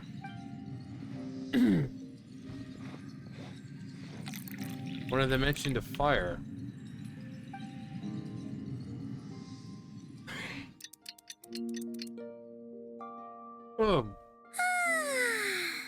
Getting an early night's sleep is the best.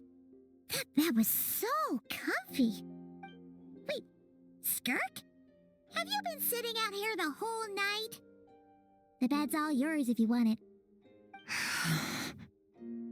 Recover your strength yet? About 60%. Maybe 70. Okay, Tagoro. Whoa! Paimon thought it would take at least a couple of days. That was fast. She said. No, not fast enough. That's 20% less than last time. Same training regimen, same intensity. Nothing felt different, but somehow the outcome fell short. Maybe it's because of the spike that stabbed you. No, I think the problem's with me. It's not I need to you, it's meditate me. for the next 2 days. Deep introspection should help me find the issue. Ooh, sounds intense. We'll watch over you in the meantime then. No. Thanks. See you in 2 days. But we're still not done? Come on. I thought after dealing with the problems, it'd be like, okay, good. We're done.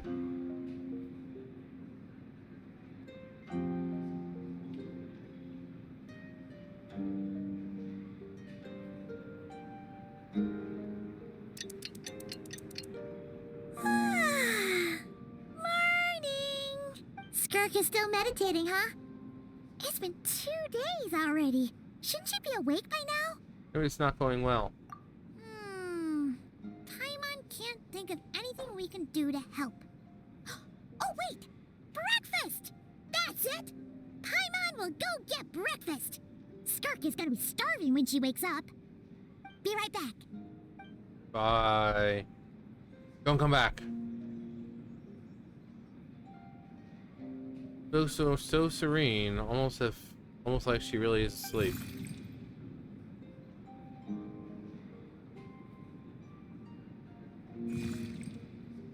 You again. What are you doing here?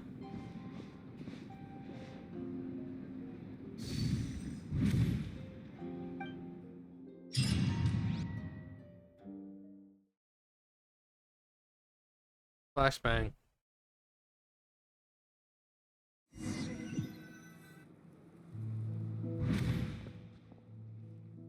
Feel familiar, but where am I exactly?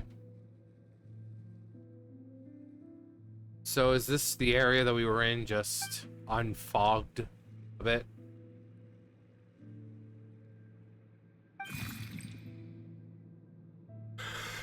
Yeah.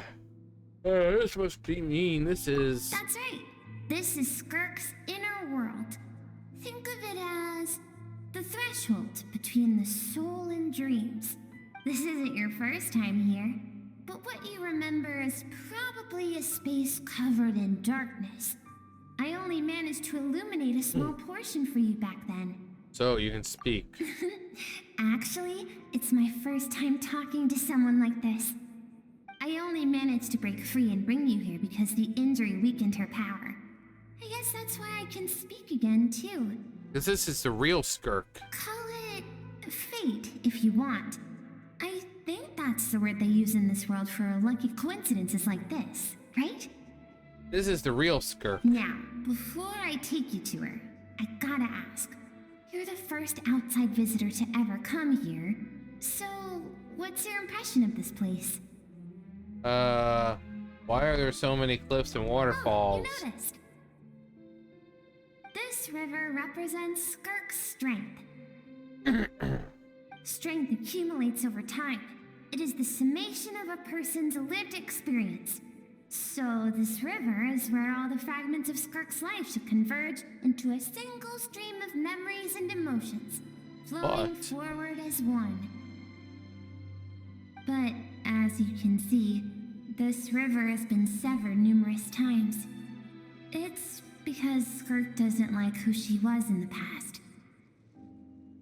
When all she sees reflected in the river is a disgraceful shadow of who she was, she cuts through water and rock with the sword of reason, severs her connection with the past, and begins anew. Wait, that reminds me of something. This great joke I heard. You must learn to shut out all the pointless emotion. Crush the self that makes you weak, and become master over your physical form. Yeah, you caught on to what we learned. This isn't my first taste of failure or losing power. When you fall, you get back up again and become stronger. That's how it is. We taught Skirk to replace all emotion with reason. Since then, it's been a constant process of abandoning, refuting, and erasing her past self. So that's the secret to her strength. But it's such a bad thing to think about. What's she been through? Why does it have to be this way? The answer to one mystery invites another question, I see. Let's follow the river upstream. There among the cliffs, among the memories etched into her heart, lies the truth of it all. Soon, you'll understand everything. Everything. Oh, jeez, I was about to just jump. I can't believe we're still not done. Oh, just waiting for you.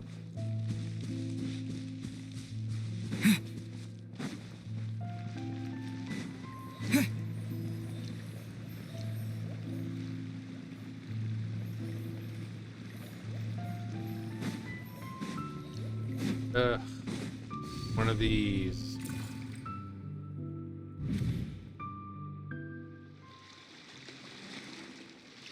I recognize the drawing in the sand. Isn't that the picture I drew for Paimon? Why is it showing up in Skirk's memory? I've always thought that, even when falling leaves don't come from the same tree, they can still form bonds of kinship when they meet. Like meteors, you both made a journey through the stars. Both travelers who have landed on a planet that is not your home.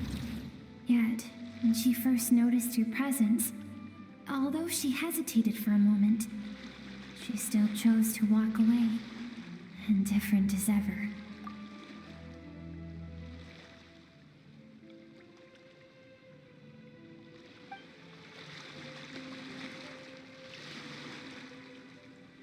This world of her own volition. What I'm seeing now is a microcosm of her entire life.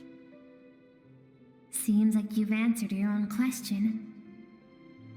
Skirk sees herself as a trespasser in this world. She's made a conscious choice to avoid altering its path. But the reason for that decision stems from events much earlier on in her life. Let's keep going. It's still a long way to the source of the river. Yeah, we're already 2 hours into this thing. Like, the Archon quest didn't even take this long. Like, even though it should have. This is a story quest.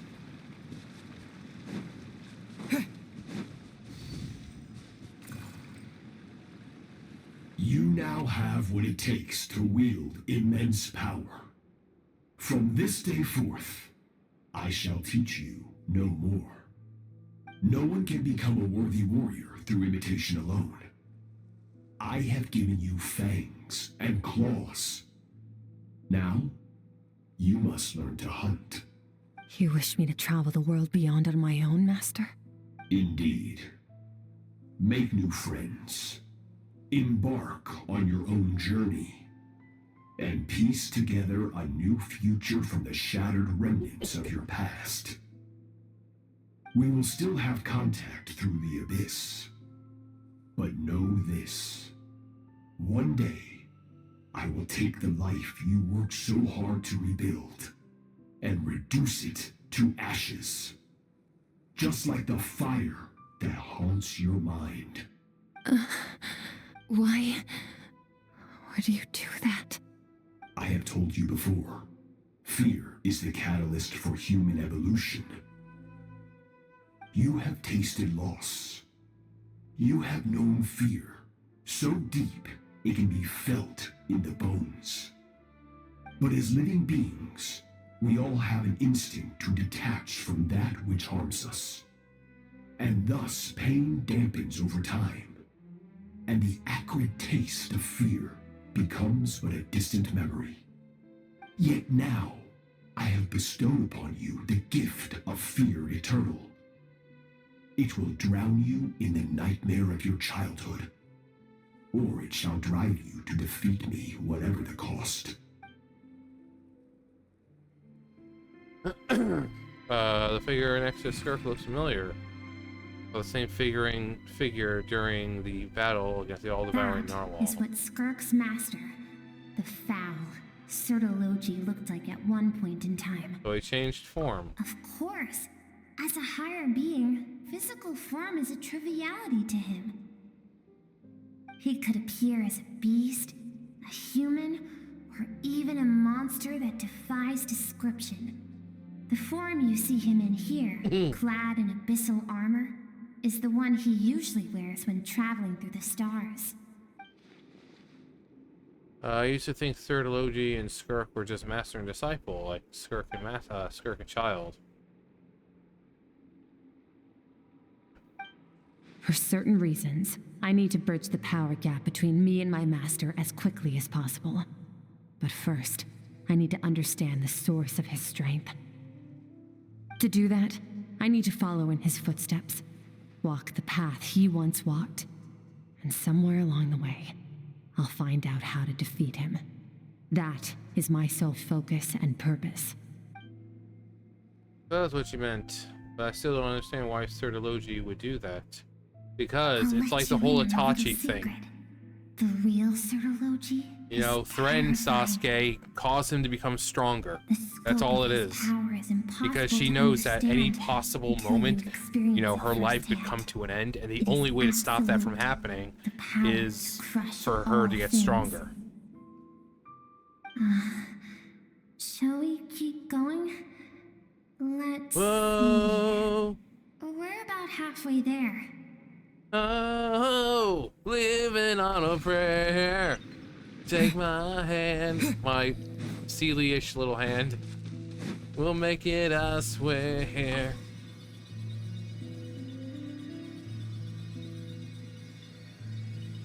We come sail away, come sail away, come sail away with me.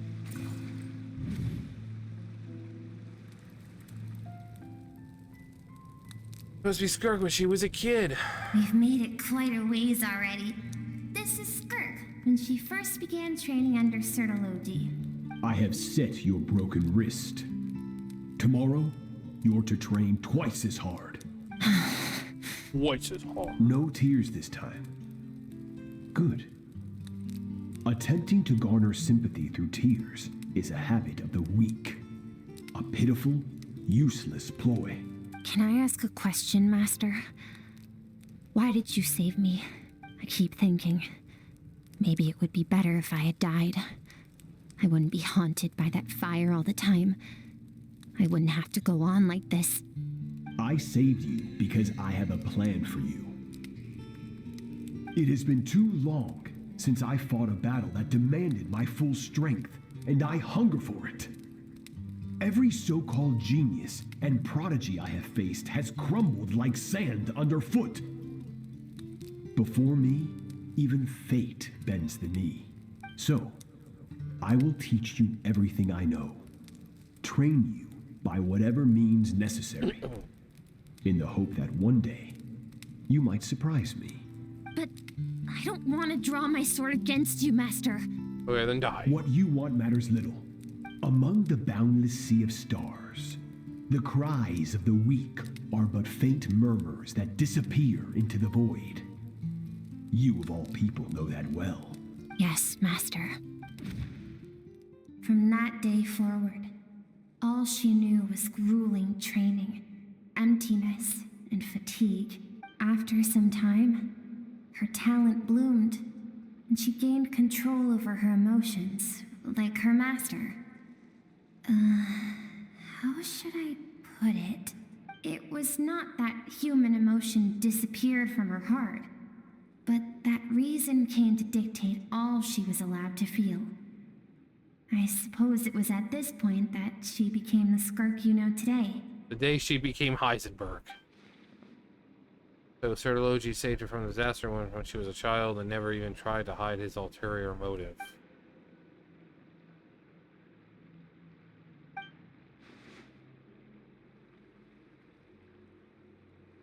We're nearly there. Hi, we're nearly there. I almost don't want to reach the end. Well, shall we? Is it because you're gonna disappear? This is the final stretch.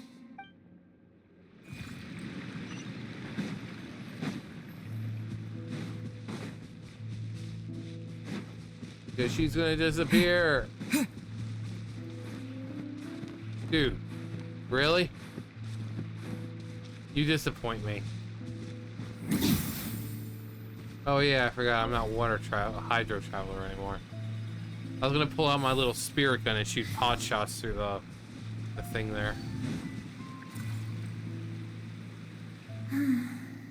These are Skirk's happiest memories. What a simple and carefree time it was.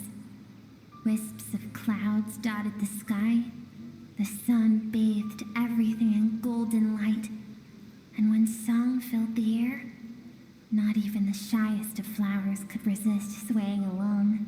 This is Skirk's homeland. She was so curious about everything as a child, always skipping school to go exploring instead. There was so much to discover. The treasures at the bottom of the sea, the secrets beyond the stars. And that merchant ship packed with adults wearing those strange clothes. Yes, the ship. That was the beginning of the end. It was a spaceship. When it arrived, the people that disembarked wore smiles on their faces and spoke of friendship. They claimed to be merchants from a neighboring planet, looking to establish trade. Skirk's parents, her relatives, her neighbors, everyone welcomed the newcomers with open arms and allowed them to explore the planet. To them, the visitors were guests and should be treated with hospitality. No one had any idea of what was to come. Several months later, an army of unknown origin arrived without warning and carried out a ruthless campaign to destroy everything and everyone on the planet. Skirk had skipped school that day, like so many times before, so she was not caught in the immediate wave of destruction. But when she came home that day, only fire and ruin awaited her. Countless people cried out to her for help. People she knew and loved. Friends and relatives. The little girl who lived next door. The shop owner with the bad leg. The bad-tempered teacher she had made fun of just that morning. Their lives were discarded like worthless trash as the fire consumed one life after another. Skirk was helpless. All she could do was run. And so she did. She kept running until an unexpected figure crossed her path. Jesus. If Sertology hadn't been there in that moment, the fire would have claimed her life too. And there she would have remained, left to rot in the scorched earth, with no answer as to why any of this was happening. Why did the people destroy her homeland? Because she and her people were seen as a threat. Did they do something bad? As the initial merchant ship explored the planet, they discovered that it hadn't always had the condition to support life. Yet there was evidence of human activity, even during the periods of extreme heat or cold in the past. Further research revealed that, over time, the people of this planet had evolved the ability to adapt to any type of environment or energy source. For that reason, the outsiders viewed them as a potential threat and decided to eliminate them before the threat could rear its head. And so, the army was called, and the so-called danger was wiped from the face of the planet. Just because of speculation? Senseless, isn't it? Deemed a threat because of a gift they didn't even know they had. Perhaps it was their own innocence and kindness that doomed them. But in the end, that was lost to the blaze as well. If those with power get to decide good and evil, then all you can trust in is the sword in your hand. And so, before death could claim her, she ran. She ran and never stopped. She ran so far away. No one wants to relive their most painful moments. Well, that brings us to the end of the story. This is as far as we can go. Skirk is waiting over there. For both of us. Let's go to her. It's time to fulfill my purpose. And my greatest wish over all these years. She's gonna finally reunite with Skirk. And become herself again. We're having like a Farina Fosor moment here. Lady Farina.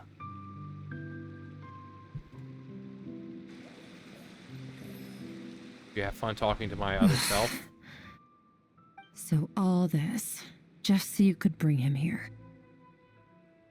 I have things to say to you.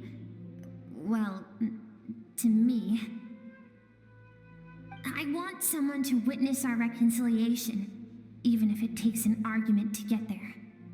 And he is the best choice in this moment. Then you must be her suppressed emotional self. The version of herself she keeps locked in the recesses of her mind, stifled by reason. Gee, what a surprise. All those rejected impulses, those discarded aspects of your past selves, they are a part of me now. I am who you used to be. Someone you have refused to face for too long. So, I came to face you instead. Fuse with me, Piccolo. We will You're become wrong. one. I've faced you all along, and that's exactly why I keep you locked here. Your existence makes me weak. Moments of joy and longing are when we are most vulnerable. Don't forget, it was a penchant for goodness over reason that doomed our homeland in the first place. The vastness of the universe renders everything insignificant. Our feelings most of all. Even so, learning from the mistakes of the past doesn't have to mean erasing everything. Strip yourself of your so-called weaknesses, emotions like kindness and empathy, and what makes you any different from the ruthless soldiers who slaughtered our people? The difference is that I'm doing what is right, what is necessary. I allow you to exist, but with limited freedom. That is the greatest kindness I can offer. I've shouldered everything you couldn't carry. I rose above the numbness and emptiness, and it was cold, unfeeling reason that brought me this far.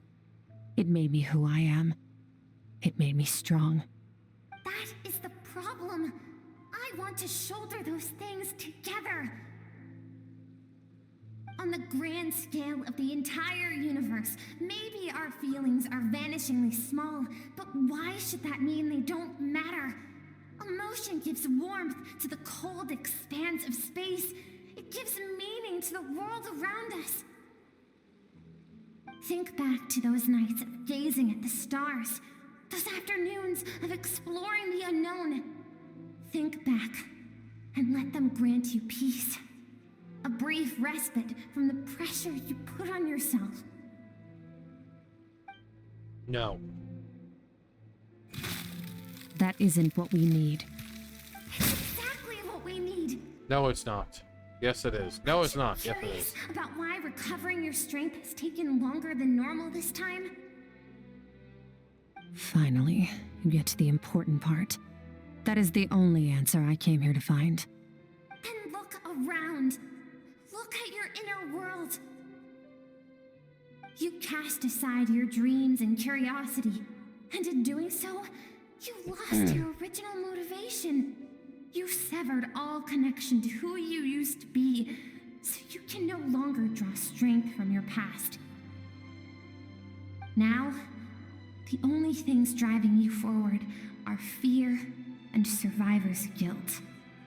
But these cannot take you far enough. And so, this river, the source of your strength, grows more polluted by the day. And do you think that means I should seek help from a weak little thing like you? Yes. Your emotional self isn't weak. The fact that you transcended time and broke free from her constraints to come and face you, that Thank proves you it. for saying that. I knew bringing you here would be the right choice. To be honest, I'm not here to argue with you. This isn't about who's right or wrong. And in fact, I agree Noodles, that in don't order to make it through noodles. the wake of that tragedy, we had to distance ourselves from the pain through reason over emotion. But what is right at one point in time isn't always right forever. I know you will never forget that fire. I know the fact that you were the sole survivor fills you with guilt. And I know that among the voices that haunt you, mine is there too. Because deep down, you know that you didn't turn out to be the person you wanted to be. All those unfulfilled hopes are like knives to the heart. And I don't want you to hurt anymore. So even if you can't accept me, I hope, at least, that you can let go. And let it go. I keep thinking, maybe it would be better if I had died. I wouldn't be haunted by that fire all the time. I wouldn't have to go on like this.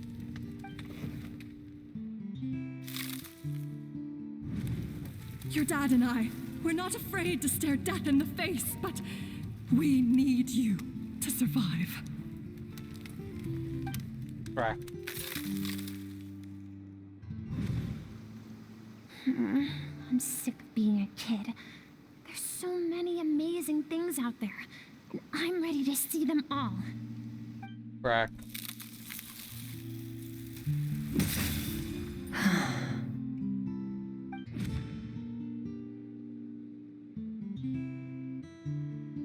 I remember. There was a song Mom and Dad always sang when we went out to fetch water. Dancing water. The sand along your path is begging for your song and movement. Will you carry this burden with you on your journey? I am not the dancing water, and you are not the burdensome sand. But if this is your wish, then I will carry you with me until the end. Thank you. I should be thanking you.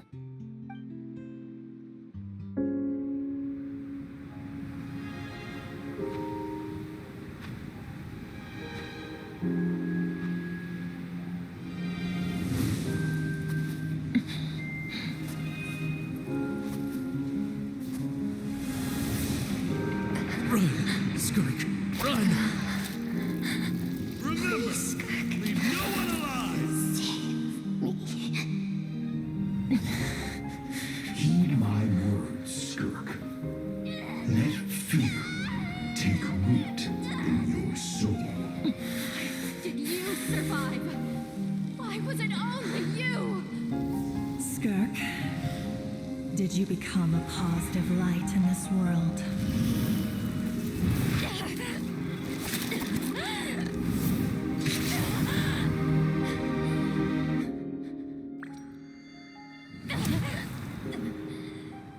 Hey, this doesn't have to be the end.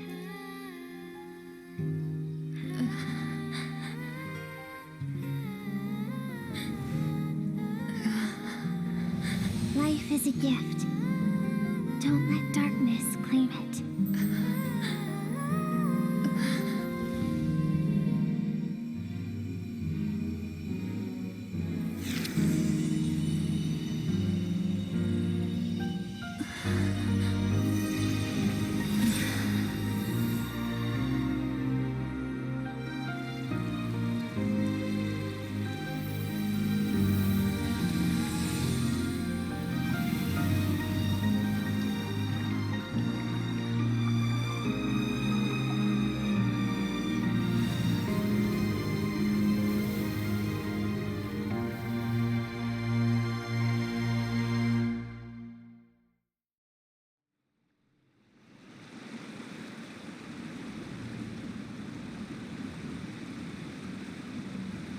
So, you saw my memories then.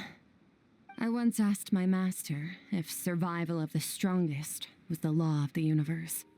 He said no. But in a world without order, those with no moral boundaries tend to be the ones who survive. I will have order. That isn't true strength. That's why, after hearing his answer, an idea came to mind. An idea that, one day, I would create a new world order. One in which there would never be another tragedy like that fire. One in which power was not the law of the land. One where I will become the god of the new world. But that means I must defeat him. Because my master, Sertologi, is, at the core, a defier of all rules and order. Sounds like you have your work cut out for you. Yes. And not just because of the gap in our abilities, but also because I have no reason to see him as an enemy. Although his decision to train me was not made out of kindness, he did everything a master should. He saved my life, taught me the sword and the principles of strength. And for that, I respect him. But he intends to face you in battle one day. I know. And it's not something I want. But Master never goes back on his word. I have to treat everything he says as a promise. He's no longer into that, but he sends me messages through the abyss every now and then. Huh. Most of them are simple greetings, or an answer to one of my questions. Interesting. Every time I hear from him, my heart skips a beat. And I wonder if this is the moment where he'll finally appear before me and tear down everything I've built to pieces. Maybe that means I do live in eternal fear, just like he said. Yes, I respect him, but I'm also afraid of him. And for that reason, the pursuit of strength consumes every moment of my life. I mean, theoretically, in theory, she should never be able to catch up to him, because I seriously doubt he's slouching. You know, this is the case of the master always being ahead of the student. Like, this is never going to be a case of the master, the student surpassing it, unless he slouches and doesn't keep up on his own training. Then there's no reason why he shouldn't always be several steps ahead of her. I don't know what Master has planned, but I have to be ready. I'll help you. Help me? Why? This isn't your fight.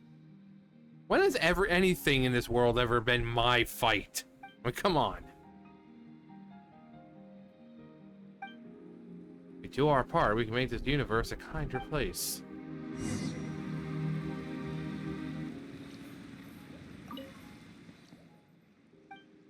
There's nothing else to do here. Leave. Well, if you say there's nothing else, I'll trust you. They're like, oh yeah, don't forget to get that treasure chest before you leave. What treasure chest? Exactly. Oh, you're finally awake! Honestly, Paimon was gone for like 2 seconds and then she comes back and finds you both unconscious? Honestly. You scared Paimon half to death! Paimon was only gone for like 2 seconds and then comes back and finds you both unconscious? Ah, you scared Paimon half to death! You're both okay, right? What does it look like? Looks like your strength is back. Only water from the source can cleanse the rot and filth that flows from the past into the future. I taught you to incorporate the experiences from your journey into how you fight. I suppose what happened today will become an inseparable part of who I am. Okay, so Paimon feels like she's missing some important context. But whatever. Paimon brought back tons of delicious snacks. Let's dig in. Oh boy, more food. 3 of you enjoy the snacks. All right. It's about time we finished what we started. We're gonna deal with this thief for good, right? Finally. This time, I'm not going to tell you to hold back. But having digested even more power in the meantime, he's going to be tougher than before. Oh boy. The good news is, we have no reason to pull our punches this time. So, let's go. Same place as last time. Going to the chasm?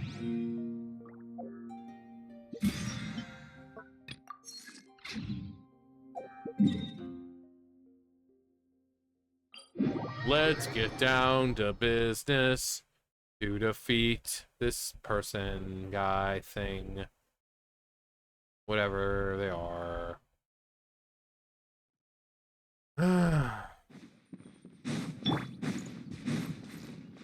and stop me!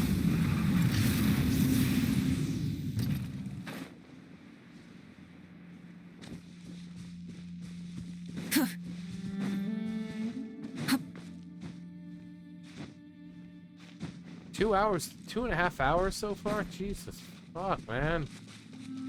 Really hope we're almost done with this. Enter.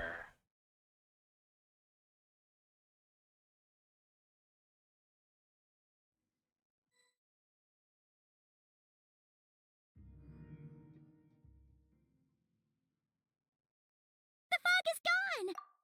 The fog is gone! The fog is gone! Uh-oh. Wait, isn't that the form the all-devouring narwhal changed into? How come he knows that, too? Skirk's master. That's what the fowl used to look like. Really? So, you're telling Paimon that giant whale and this guy can both turn into the fowl? How does that work? It's a subconscious instinct. Any intelligent being who longs for his level of strength is bound to mimic his appearance. It's a natural response after encountering someone as powerful as Master. To them, he represents ultimate power. We know the person before us has encountered Master, and we know he stole a portion of my power. So it's not surprising that he would assume this form. Okay. Oh, the closer Paimon looks, the more intimidating it gets. Nervalette isn't here this time. Yeah. So it's up to us. He won't have the nerve to Nervalette steal isn't again here after this time. we're done with him. So it's up to us. Guy a lesson. Let's teach this guy a lesson. Is it us or... Oh boy. Yep. Merciless.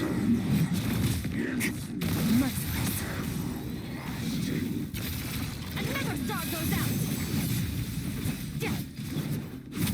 Yeah. Haven't forgotten your training, I hope. What are we doing now? Oh, that's all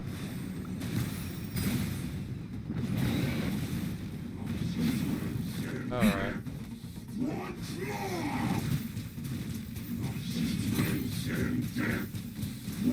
Oh. Annihilate. Mine to wield. Go.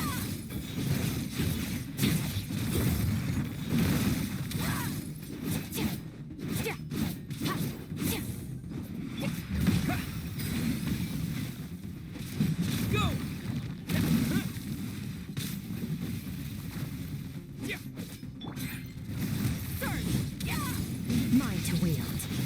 Did I just kind of dodge that? Seems like it.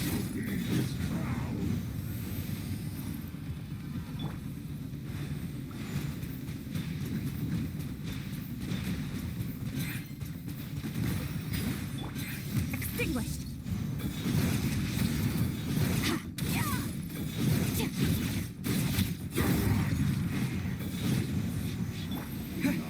This world.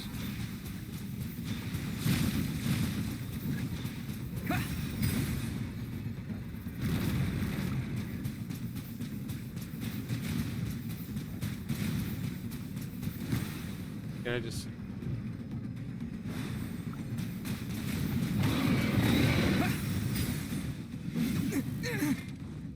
Up.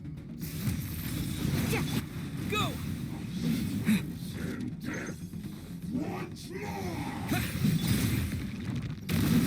Oh, let me do that. I just realized what it looks like. That's pretty cool looking. I completely forgot I was able to use food during this stuff. Oh well.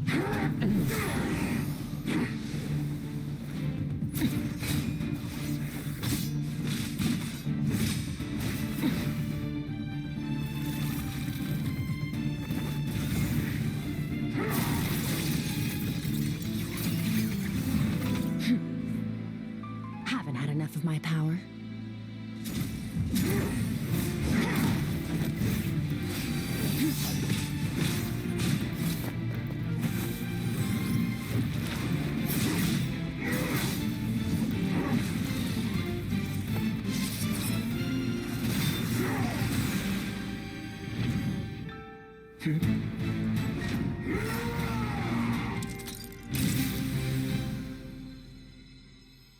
Well then, let's see how much more of this power you can handle.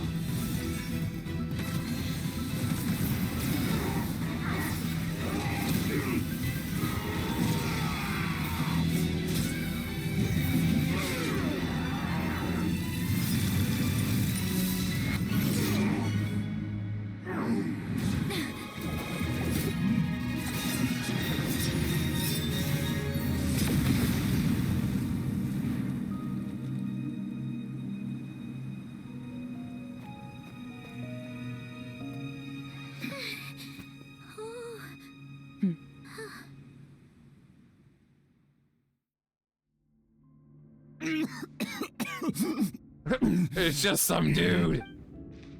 Who are you? Well, have you come to your senses? You saw that my body was at its limit. So, you deliberately channeled your power into me, knowing that it would destroy my shell from within. Such power. Such keen battle instincts. So you must be... Skirk, Sertologi's disciple. How long has it been? How long has he been away from Tevat? Yes. Hundreds of years. Hundreds? Sorry, it's a lot to take in. I should introduce myself. I am Skofnungar. Skofnungar. Master and one of his followers. This is the first time I've heard your name, Skirk. But hundreds of years ago, I knew you existed. And I knew you would come here. Hundreds of years ago? Sounds like you and Master have quite the history. Care to tell us about it? Of course.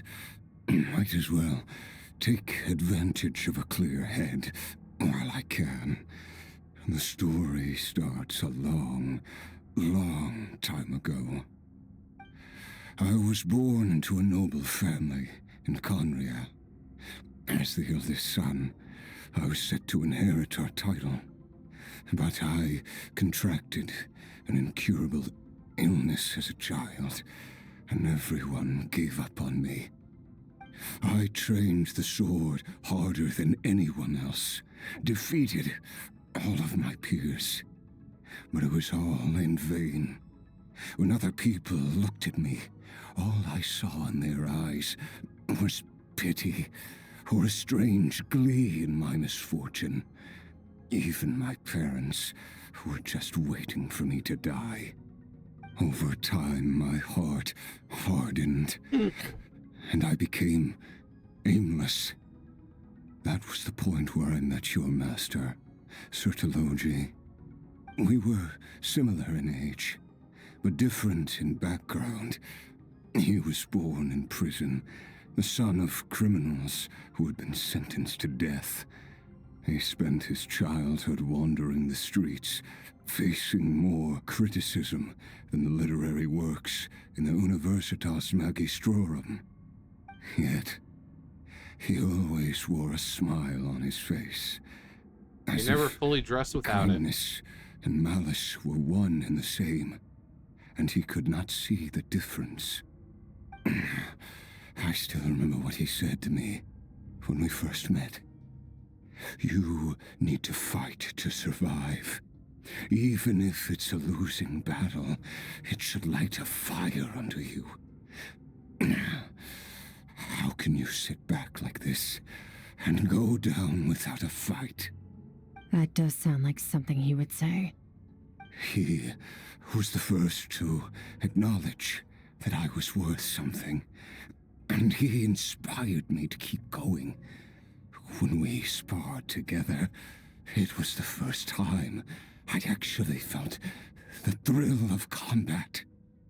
When I was 10, he stole forbidden research materials and managed to cure my illness. It was like there was nothing in this world he couldn't accomplish. When it came to the human form, he was always intent on pushing the boundaries of possibility. But somewhere along the way, I fell behind.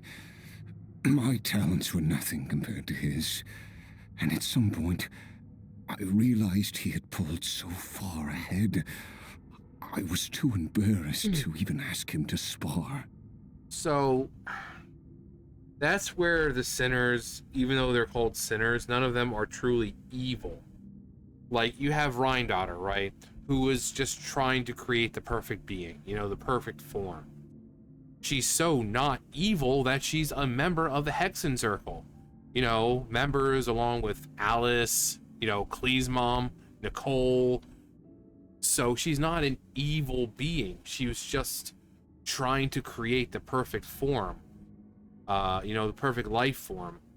We have Sertology, who is one of those people that know that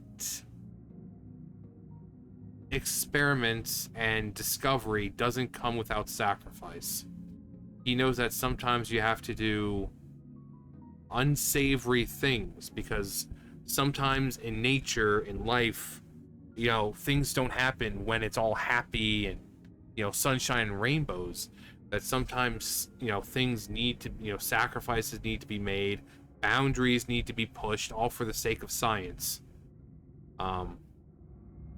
So that's kind of where Sertology was coming from. Is that, he's kind of like the Doctor, in here, the Torre, where he's not an evil person, it's just he doesn't mind going beyond what people would consider moral. When it comes to discoveries and finding cures for things, he doesn't find anything off limits. He knows that sometimes you need to push boundaries, push what people are comfortable with, push morals in order to find an answer, because if you're confined to the, I have to, in the box, think inside the box, based on what everyone expects, then no real discovery is going to happen.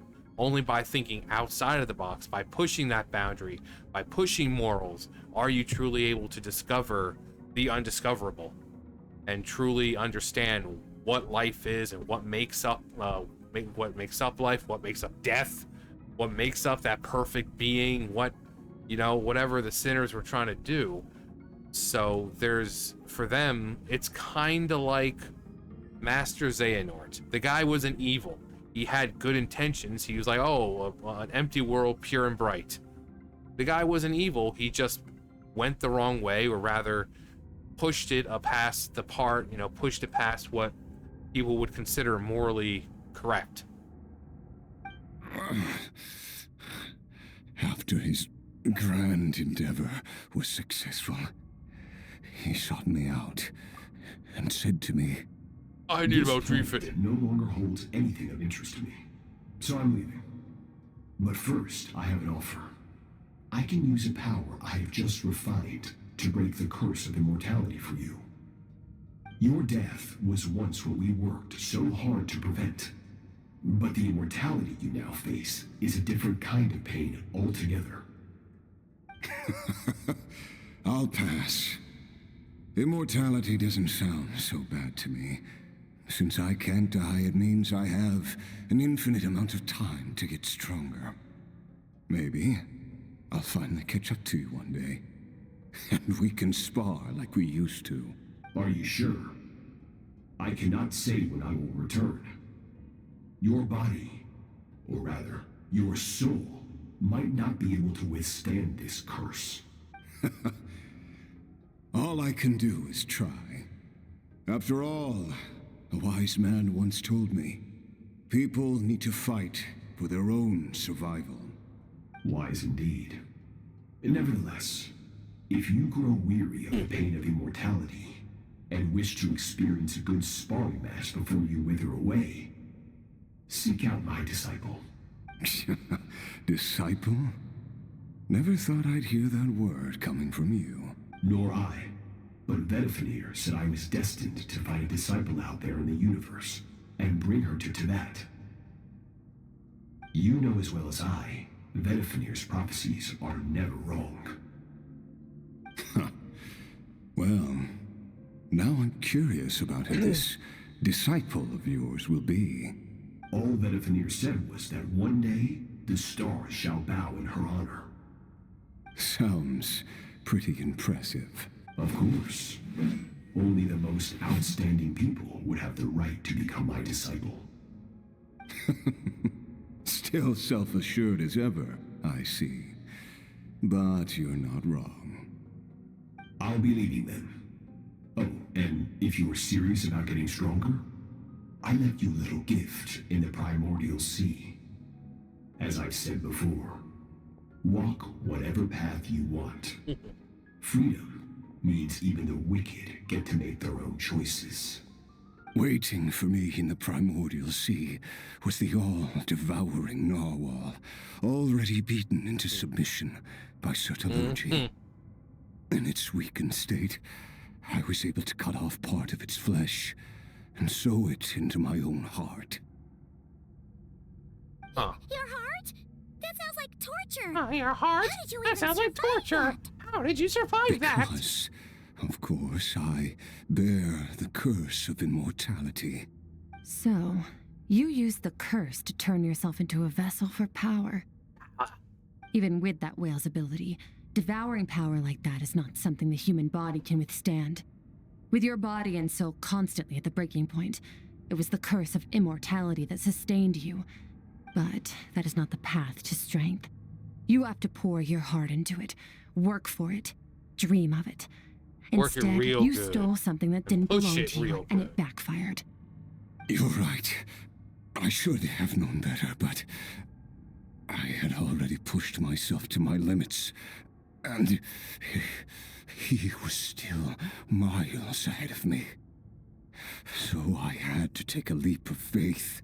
I miss your master. I miss the days when we were all together, troublemakers without a home. I don't regret the choice I made. But if you'll allow it, I do want to apologize. To both of you. After the beating we just gave you, I think we can call it even. You're an interesting one as well. Sertology's disciple. That's a lot to live up to. It can't have been an easy experience. I know what he's like. He rules with an iron fist, using despair and fear to force you to catch up to him, all the while standing ever out of reach. Yeah, and that's the other thing. He understands that sometimes kindness and happiness doesn't make a person stronger. Sometimes it's that fear of not knowing when your life is going to come to an end at the hands of someone stronger. That's when you get stronger. Again, it's like I said with Itachi. You know, it caused, you know, that the whole thing of get stronger and come seek me out. It was the whole purpose for Sasuke getting stronger. And he did. He showed up and he did exactly what his brother wanted. He found him and he killed him. Sertology is the same way. It's like, I know that this person is not going to become strong without some kind of reason, you know, because I can see they're holding too much back. So I'm going to threaten them. They won't know when. They won't know if I'm telling the truth or if I'm just bluffing. But I'm going to threaten them because they need to understand what fear is, and that fear will cause them to get stronger. Because all they know is that I could show up at any time to end everything they worked for. Their strength, their friends, their love, everything would fall to me. So they have no choice but to get stronger as soon as possible, and as efficiently, because getting stronger, that's one thing. Wielding that power efficiently is another. You know, anyone could get stronger, but having a grasp of that power and understanding it and knowing how to wield it, and instead of using it as power, using it as an extension of yourself, that's completely different. So again, this guy isn't afraid to push the boundaries, to go against what's moral and immoral, because he understands that in order for people to evolve and become better, sometimes you need to be afraid that not everyone's gonna, you know, get strong through sunshine and friendship. So again, the sinners, when you see more of them, it's like Rhindaughter. She's part of the Hexen Circle. If she was truly evil, she wouldn't be a member of it. You know, considering Alice is the one who started it, she would have easily said, oh no, you're too evil for us. No, but Rhindaughter is part of the Hexen Circle, one of the sinners as well. So if one of the sinners is a part of the Hexen Circle, in which Klee's mom, Alice, founded, clearly the sinners are not that bad. It's just, once again, Celestia just stuck their nose into something. I mean, did terrible things happen? Of course. But again, they know that without pushing the boundaries, true discovery can never actually happen. You know? So we got, in pursuit of, you know, the perfect being, we have Durin, who was eventually corrupt. You know, we saw what happened to Durin, you know, and he went against Dvalin, and he was eventually killed. And, you know, he was corrupted, and he started to erode from the inside out. So her quest for the perfect being, that was a failed experiment. So the sinners are just people who aren't afraid to push the boundaries. We're like mountain climbers in the dark, never knowing how much higher we have to climb. Can we get much higher? When we will see the sun again. True. But I made up my mind long ago. No matter how dark it gets, I will not give in to despair. I will overcome it. Besides, after hearing your story, I suspect what Master really wants is not a battle that demands his full strength, but rather a defeat without regrets. Oh. Since you're his friend, you must have some things in common. First time we came here, when you stabbed me through the fog and stole my power, I felt no emotion coming from that spike. But when you had to devote all your strength fighting me just now, I could feel joy and passion emanating from your blade. It was the joy of a researcher discovering the truth of the world, the joy of an artist uncovering a temple of wonders. Interesting. I'm certain I didn't express those emotions outright, yet you were able to read them from my blade, like a glimpse into my inner world. She's like, yeah, I'm just awesome like that. You're right. That battle brought me an unbridled sense of joy, and my defeat brings me no regret whatsoever. Exactly. I think Master also craves a battle like that. One where his opponent forces him to use all his strength, unlock the extent of his potential, and transcend his own limits. A battle to end all battles. After which, all can come to an end, including, perhaps, his life. For that very reason, good and evil are meaningless to him. He has one purpose, one goal, to complete himself. It's one of the secrets to his strength. Perhaps you're right. Perhaps that is his goal. What a battle that would be. Oh, to witness such a... Well, he dropped like a sack of potatoes. He's like, Are you okay? Too many different kinds of power are surging through my body. The curse of immortality allows it all to coexist, but it does not remove the pain. I won't be able to hold on to my sanity for much longer. What a shame. I would have loved to witness that battle. Sertologi once offered to free me from this curse. Now, I must ask that of you, Skirk. Can you release me from the pain? I can, but not through death, if that's what you were hoping for. It's not a suitable punishment for your crime.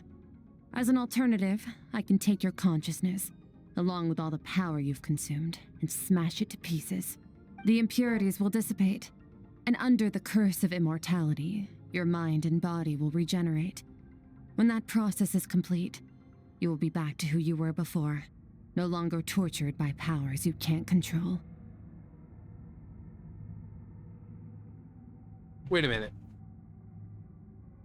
Is that one way they're going to reintroduce the captain? Okay, the impurities will dissipate, and under the curse of immortality, your mind and body will regenerate. Because right now, the captain has fused his consciousness with the Lord of the Night. So right now, all that's left is his body and mind. And because he's cursed with immortality, he can never actually die. And we see him breathing. So is it possible that that's how the captain comes back? Is that slowly over time his body and his mind just like slowly regenerate? Huh. Because I mean, because we hear those exact words with the curse of immortality. Okay, we've heard that those, with the curse of immortality. We've heard Renova say it. We've heard Lord of the Night say it. And then you think of your body and your mind and body will regenerate. So that's what's left of the captain right now. His consciousness is gone. He's basically just an empty shell right now. All that's left is his mind and body. So that will eventually regenerate. Huh. Maybe that's how they introduce the captain as a playable character again. Because as of right now, you can't play as dead characters. Or, characters that are removed right now.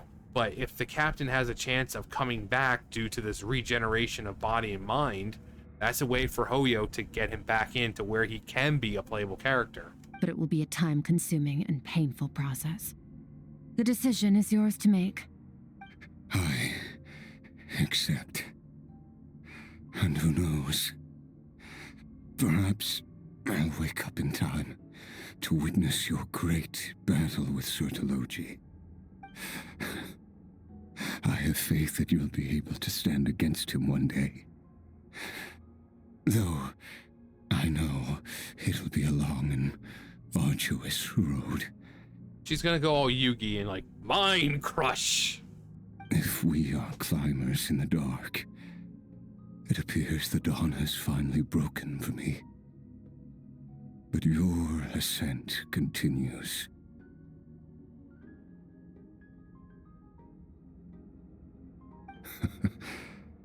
At least, it looks like you are not alone on your journey. I will reach the top of this mountain, no matter what it It's a takes. climb. She's like, mind crush. And you, Skofnunger, will be my witness at the end of all things. Mind crush. That's fine. Ah! Let's get out of here. Oh yeah, this is what I really At came least we for. don't have to make a mad dash for the exit like lap. Skirk gazes into the distant sky. There's nothing else to do here. Let me be smart and check. It seems like, yes, there is indeed nothing to do here. So yes, Skirk, I would like to leave right now. Please, Abyssal Mommy, take me out of here. Release me from this eternal prison. Take me away, the secret place. We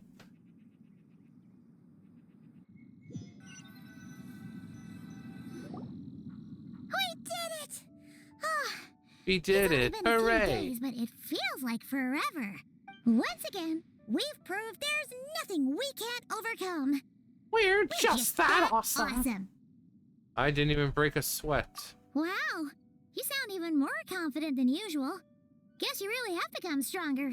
Yeah, I guess you really have become stronger. Today sure went by fast. It's night already. Yeah. Oh, wait, that reminds Paimon. The stars you mentioned, the ones that died out, are they back now? Yes. The power Skofnunger stole has been returned. Oh, cool. So, the stars have regained their light. Great! Great! Great! Huh, it's crazy that you even noticed their light was gone.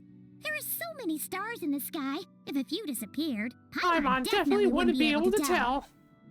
I suppose it's because I have gazed upon this sky for centuries. The false stars, hanging in the meticulously planned sky, glittering with rotten light. It's not real. And yet, it is for that very reason that I can look upon it and enjoy the momentary peace it brings. I'd like to see what it's like up there. Even the most beautiful of bubbles has to burst. We will return to the real universe one day, whether of our own volition or not. Time marches ever forward. Even the innocent and naive will taste life's bitterness. Yet through hardship, we grow until we learn to seize the sands of time for ourselves and uncover our true strength. Though we gaze upon a false sky, its vastness and majesty is palpable. One can only wonder, what is it going to take for kindness to reign supreme in the vast expanse of the universe? Friendship! Ah, this is all going over Paimon's head.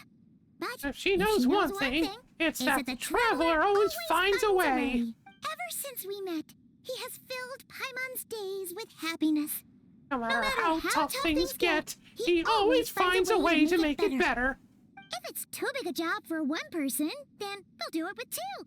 And if two's still not enough, then three. We've met so many amazing friends. And accomplished so many amazing things. As long as we don't give up, we can make any wish come true. I suppose when it comes to you, anything is possible. I'm sorry. I should be going. Now that my power is no longer isolated from my emotions, I need more practice to get used to it. We'll meet again. Or I dare say, we will be reunited. I suppose fate will decide. Maybe we'll bump into each other on the street. Or maybe we'll reunite on a different planet entirely. We will be reunited! Regardless, reunions and partings are but passing moments. More than anything, I hope that at the end of this journey, wherever it takes us, we stand in a world reborn. Reborn. One without war, pain, or forced partings. One where new life can bloom, even where there was once nothing but scorched earth. For this, we must all work to become stronger. The Force Master. If that's what you want to call me, I won't object. Goodbye.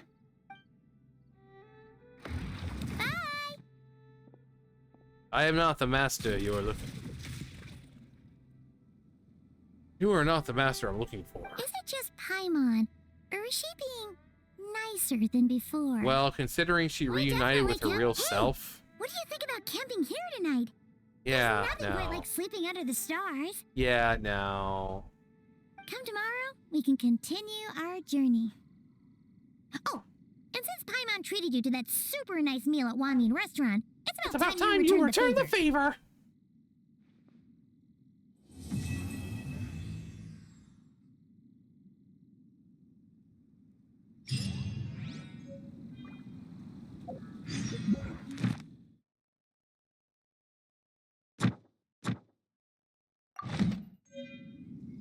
We got some sweet guitars.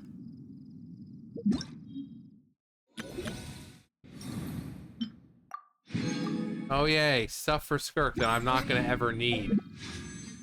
Because I'm never gonna be able to get fucking Skirk.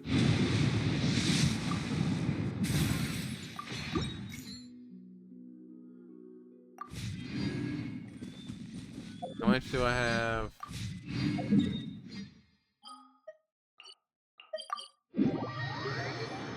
Oh, what a load of shit! What a big freaking steamy load of hot freaking shit!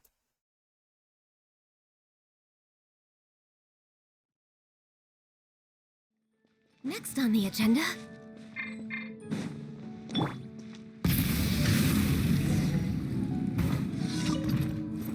Ad Ash. Ad Ash! Thank you for completing today.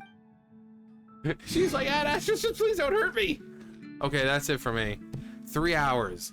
The freaking Archon quest didn't even take that long, but of course I did stop to talk a little bit. So, there's that. I'm truly sorry it took that long, but hopefully you guys enjoyed. Hopefully you all enjoyed the little voice acting on Paimon's behalf. Stuff like that. And now that we've gone through it with what was told to us, I think we might know how the captain is going to return. So thank you, Quest, for dropping some lore like that. Anyway, that's gonna do for me. You guys know the drill. I'll see you guys later. Bye, guys.